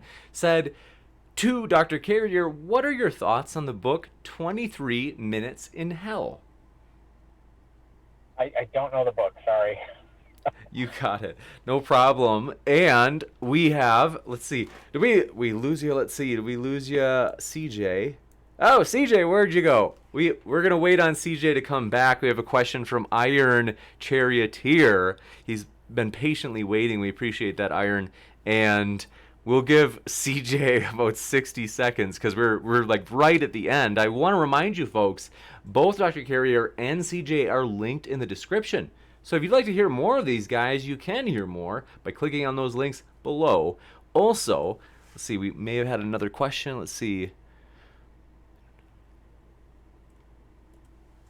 Also, want to let you know we are excited that if you have not heard, want to let you know Modern Day Debate has invaded the podcast world. So we are excited. We are on every major podcast app. If you're not finding us on your favorite podcast app, let us know. We'll work to get on there for you. Of course, all of our podcasts are free, and so we hope that that's a value to you. We're kind of getting the hang of this new podcast deal. So, we're learning about trimming music off and things like that to make it a little bit more short and sweet. So thanks for your patience on that, folks.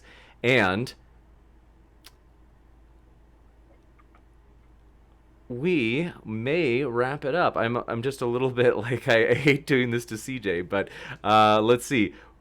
We'll mention we are very excited. We will be back we've got like 6 consecutive debates if this Friday happens, which I think it will. So we'll be back tomorrow for a juicy, controversial debate on, you guessed it, a conspiracy theory pictured on the bottom right of your screen. So that should be a lot of fun. But also, first time we have ever had the topic this coming Tuesday. It's going to be on whether or not the Bible considers men and women as equal. So that's going to be Godless Granny is going to be a newcomer. We're really excited to have her come onto the show, as well as we're going to have Joshua come onto the show for the first time as well. So that should be a lot of fun to have them. And then, oh, hold on. CJ's in the chat. Okay, so he says, I am so sorry.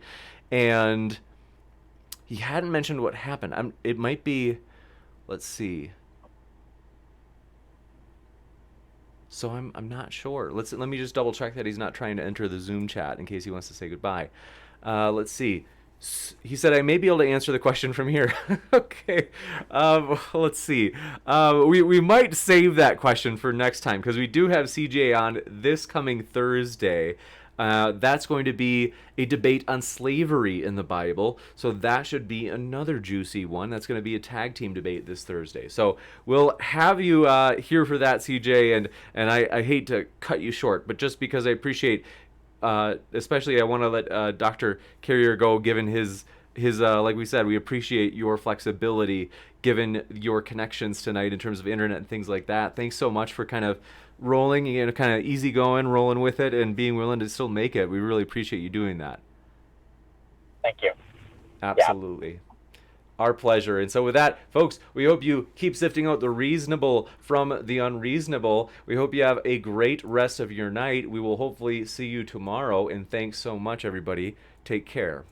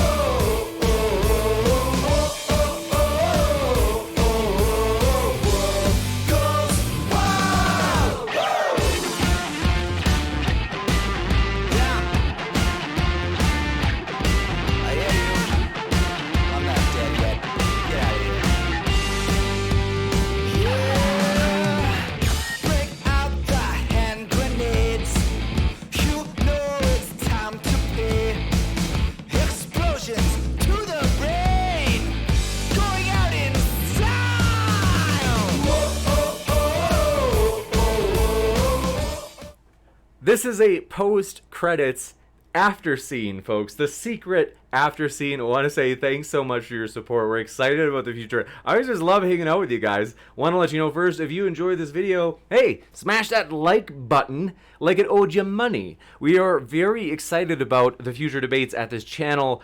I had mentioned a lot already at the end of the stream, but want to let you know we are, as mentioned, we're setting up a lot of big time debates that we're really excited about for the future. So we hope you stay tuned for those, and we hope you have a great rest of your Saturday, and we'll hopefully see you tomorrow.